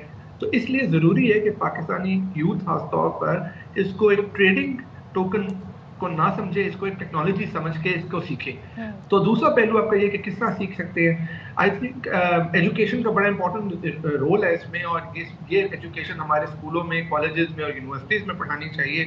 मुझे मालूम है कि मिनिस्ट्री ऑफ IT ने एक पार्टनरशिप साइन की है बाइनेंस की जो अकेडमी है उसके साथ, and they are also planning to launch training programme. Lumps के अंदर एक centre for digital asset research setup हुआ है जो कि स्टैक्स फाउंडेशन ने डोनेशन देकर सेटअप किया है। तो आई थिंक इस तरह के जो इनिशिएटिव्स हैं उससे our youth needs to learn कि वो how can they do blockchain development so that they can tap this global opportunity, जिसमें वो डॉलर्स पे अर्न करे एज फ्रीलांसर्स और मुल्क के लिए भी नई प्रोडक्ट्स बनाएं जिससे पाकिस्तान की फाइनेंशियल सर्विसेज और डिफरेंट टेक्नोलॉजी सेक्टर में फ़ायदा हो सके।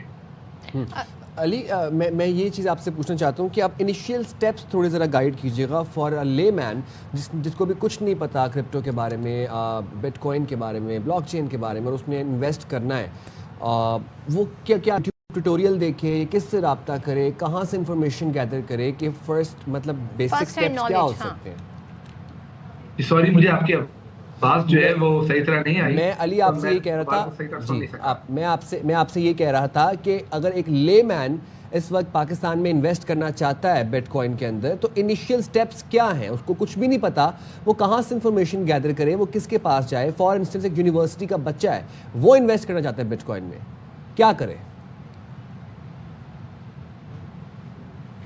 आई गेस अली के रिकनेक्ट करने की कोशिश की जा रही है, उनकी ऑडियो में थोड़ा सा इशू आ रहा था, but Bilal is doing an amazing job in crypto and then again अब तो IT प्रोग्राम्स भी शुरू किए जा रहे हैं निजी यूनिवर्सिटियों के साथ इश्तराक में, तो मुल्क की मईशत के लिए बहुत अच्छा एक खुश आइंद डेवलपमेंट है। देन अगेन ओवरसीज़ पाकिस्तानियों के लिए भी एक अच्छी डेवलपमेंट है, और अली की बात ही बिल्कुल दुरुस्त थी कि इसको इन्वेस्टमेंट फोरम समझते हैं हम लोग, बट इसके और भी बहुत सारे फ़वाइद हैं, आप मनी ट्रांजैक्शन के लिए इसको इस्तेमाल कर सकते हैं। और दूसरे ये कि थोड़ा सा ये भी है कि ज़ाहिर है हम इस स्टेज में हमारे साथ आ गए हैं अली, और जो साइंस सवाल आपसे अली पूछना चाह रहे थे कि एक जो लेमैन है, एक आम आदमी है, एक यूनिवर्सिटी का स्टूडेंट है, अगर वो इन्वेस्ट करना चाहता है बिटकॉइन में तो वो क्या करे? वो उसकी ट्रेडिंग करना चाहता है तो उसको इन्फॉर्मेशन कहाँ से मिले? उसके पास ज़ीरो इन्फॉर्मेशन है, वो कहाँ से इन्फॉर्मेशन हासिल कर सकता है?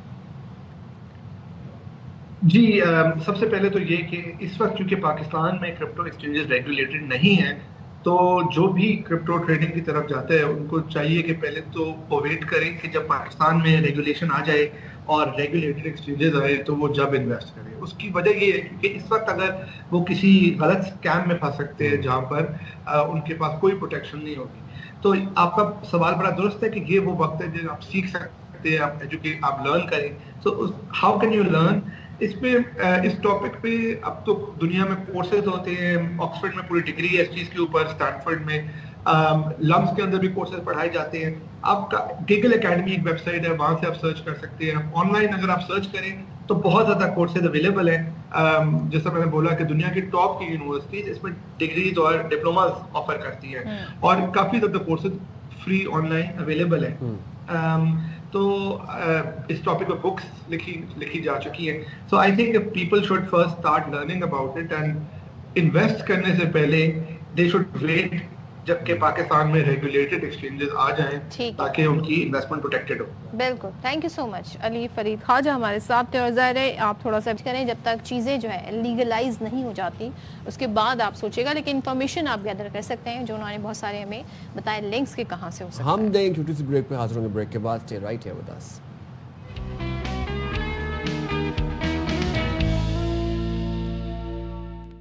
Welcome back. हमारे चेहरों पे जो हंसी और खुशी आपको नजर आ रही है, समझ गए होंगे खाने की बात हो रही होगी। खाने में भी हम किसकी बात करें? फलों के बादशाह की बात करने जा रहे हैं। आम की बात हो रही है जी। आम आजकल मतलब अगर आपने नोटिस किया हो इतना अच्छा आया हुआ है। कराची में मैंने ये चीज़ नोटिस की है, मतलब आप ग्रोसरी करने जा रहे हैं, आम के सेक्शन के पास से गुजरते इतनी प्यारी खुशबू आती है, और सस्ता भी मिल रहा है। ये आई हर्ड कि आम अच्छे रेट पर मिल रहा है कराची में। तो अब आम की आमद हो गई है और बड़ा अच्छा आम आया हुआ है। अब आम से आप क्या क्या डिशेस बना सकते हैं, क्या क्या ड्रिंक्स बना सकते हैं। पिज़्ज़ा ना बना लिएगा आम से बस आप आम जैसा है वैसे ही खा लीजिएगा, या मिल्क शेक बना तो उस वाले से बात करेंगे। हमारे साथ मौजूद हैं, हमारे साथ स्टूडियो में मौजूद हैं बहुत अच्छी हमारी शेफ़ हैं, और उनसे बात भी करेंगे। शेफ़ समरीन हमारे साथ मौजूद हैं। अच्छा शेफ़ समरीन, सबसे पहले एक ना आजकल बड़ी ट्रेंडिंग डिश है स्टिकी राइस विद मैंगो, वो ज़रा उसके बारे में बताएं, वहाँ से शुरू करते हैं गुफ्तगू का। अच्छा वहाँ से शुरू करते हैं। अच्छा एकदम से ये तो आ गया क्वेश्चन। वो एक्चुअली ये है कि बहुत सारे लोगों को पसंद नहीं होता ना, स्टिकी राइस का जो टेक्सचर है वो लोगों को पसंद नहीं आ रहा होता। ट्रेंड कर रहा है, बस वो वाली बात है कि जिसका लुक अच्छा आ जाए। जिसका खीर तो नहीं है, हाँ खीर नहीं है, बेसिकली है वो राइस ही है। उसमें बेसिकली जो ब्राउन राइस होते हैं कुछ लोग उससे भी बना रहे हैं उसको, बेसिकली बनता है मैंगो के साथ खाते हैं। वो मैंगो के साथ, बहुत सारे लोग दही के साथ भी मैंगो, जिसको जो चीज़ कॉम्प्लीमेंट करती है। हमारे सिंध में कल्चर है ना, चावलों के साथ आम खाते हैं, पंजाब में रोटी के साथ खाते हैं, बिल्कुल पराठे के साथ आम खाते हैं, बिल्कुल। अच्छा मेरे भी बड़े वियर्ड कॉम्बिनेशन होते हैं, नॉट विद मैंगो ओनली, मैं मीठा और नमकीन मिला के। आप कैन यू इमेजिन, मैं आलू की भुजिया के साथ मुझे मीठा पराठा बहुत पसंद है। तो मैं सदफ की एक्सप्रेशंस देखिए जरा, मैं इमेजिन कर रही थी कि जायका क्या होगा। अच्छा मुझे बताएं, मिल्क शेक की वही रेसिपी है जो हज़ारों सालों से हम इस्तेमाल कर रहे हैं, क्या हो सकता है? मैं आपको मिल्क शेक का बड़ा मज़ेदार सा एक फालूदा बता देती हूँ। Mango falooda, yes. थोड़ा सा देखिए, थोड़ा सा चीज़ें वही हैं, बस आपको ये देखना चाहिए क्या चीज़ किसको कॉम्प्लीमेंट कर रही है।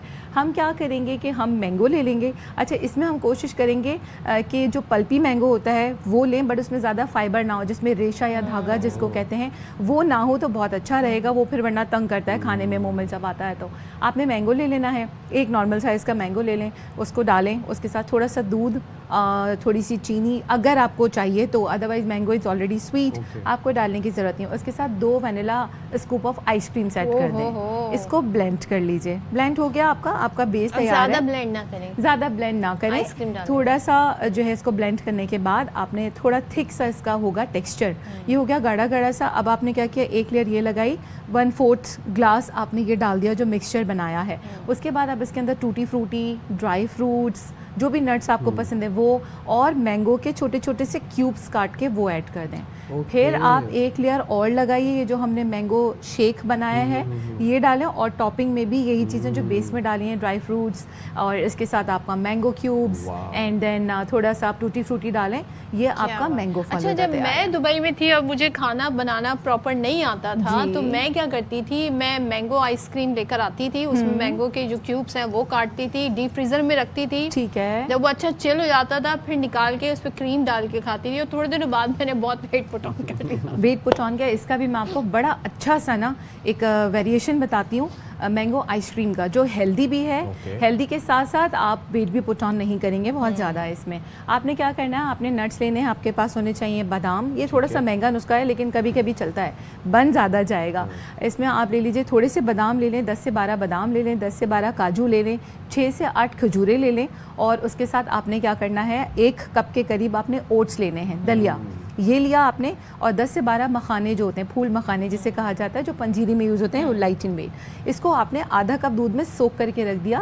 دودھ میں بھگونا ہے, دودھ نیم گرم ہونا چاہیے, یہ تھوڑی دیر بعد سافٹ ہو جائیں گے, 1 گھنٹے کے بعد. اس کو اچھی طرح بلینڈ کیجئے, بلینڈ کرنے کے بعد اس میں مینگو پیوری ڈال دیجئے جو 1 آم کی آپ نے بنائی ہے. اگین اس کے اندر آپ نے کوشش یہ کرنی ہے کہ آپ کا ریشے والا آم نہ ہو, ٹھیک ہے. آپ نے اس کو بلینڈ کیا, اس کے اندر 2 ٹیبل اسپون آپ نے پاؤڈر ملک ڈالا, یہ آپ کی آئس کریم کو کرسٹلائز ہونے سے بچائے گا, اس میں کرسٹلز نہیں آئیں گے آپ کے. اب دیکھیں نا اس میں ہماری کریم گئی ہے, نہ اس میں ہم نے بہت زیادہ دودھ ڈالا, آدھا کپ دودھ ہے, بس اس کو آپ نکالیں, آپ کنٹینر میں رکھیں, اوپر اس پہ کلنگ فلم یا آپ کا جو سلور ریپ ہوتا ہے وہ لگا کے فریزر میں رکھیں. 6 گھنٹے بعد آپ کی آئس کریم تیار ہے. لولی. شیف سمرین, اب کوئکلی ذرا آپ ہمیں کوئی اچھا سا مینگو ڈیزرٹ بتا دیں جو کہ بالکل 10-15 منٹس کی ریسیپی, ہم دیکھیں وہ لوٹس بسکٹس کے ساتھ بنا رہے ہیں لوگ, بریڈ کے ساتھ بنا رہے ہیں. ذرا میں آپ کو بتا دیتی ہوں جلدی سے کوئک سا ڈیزرٹ. آپ نے پوچھا, آپ کو بتاتے ہیں مینگو رس ملائی. ٹھیک ہے, مینگو رس ملائی کے لیے آپ نے کیا کرنا ہے, آپ نے دودھ بوائل کرنا ہے, اس کو تھوڑا سا گاڑھا کرنے کے لیے اس کا ایک آپ کو انسٹنٹ طریقہ بھی بتا دیتے ہیں, زیادہ پکانے کی ضرورت نہیں ہے. اس میں آپ نے 1 ٹی اسپون جو ہے نا, آپ نے کیا کرنا ہے, مینگو کسٹرڈ ڈال دینا ہے, 2 الائچی کے ساتھ اس کو اچھی طرح سے آپ نے بوائل کر لیا, چینی آپ نے حسب ذائقہ ڈالی, یہ آپ کا بیس تیار ہو گیا. اب آپ نے بریڈ لینی ہے, بریڈ کے اندر آپ نے کیا کرنا ہے, مینگو پیوری لے لیں 1 کپ, اس کے اندر آپ نے ڈرائی ملک پاؤڈر ڈالنا ہے 2 سے 3 ٹیبل اسپون, اور اس کے ساتھ آپ نے تھوڑا سا چاہیں تو آپ کوکونٹ پاؤڈر ڈال دیں, کھوپرا جسے کہتے ہیں. آپ نے بریڈ لی, اس کے اندر اس کو لگایا. اب آپ کے پاس 3 آپشنز ہیں, یا سرکل میں کٹ کر لیں, یا ٹرائنگولر میں کٹ لیں, یا آپ اس کو رول کر لیں. یا آپ نے بچھایا, یہ جو آپ نے ملک بنایا تھا یہ پور کیا, پستے بادام ڈالے, mango ras malai is ready. زبردست, کیا بات ہے. Thank you so much chef Samreen Junaid ہمارے ساتھ تھی, بہت شکریہ آپ کا. بہت زبردست ریسیپیز کوئکلی انہوں نے آپ کو بتا دی ہے. اس کے ساتھ ہی آپ سے اجازت چاہتے ہیں, اپنا بہت سارا خیال رکھیے گا. اللہ حافظ. پاکستان زندہ باد. زندہ باد.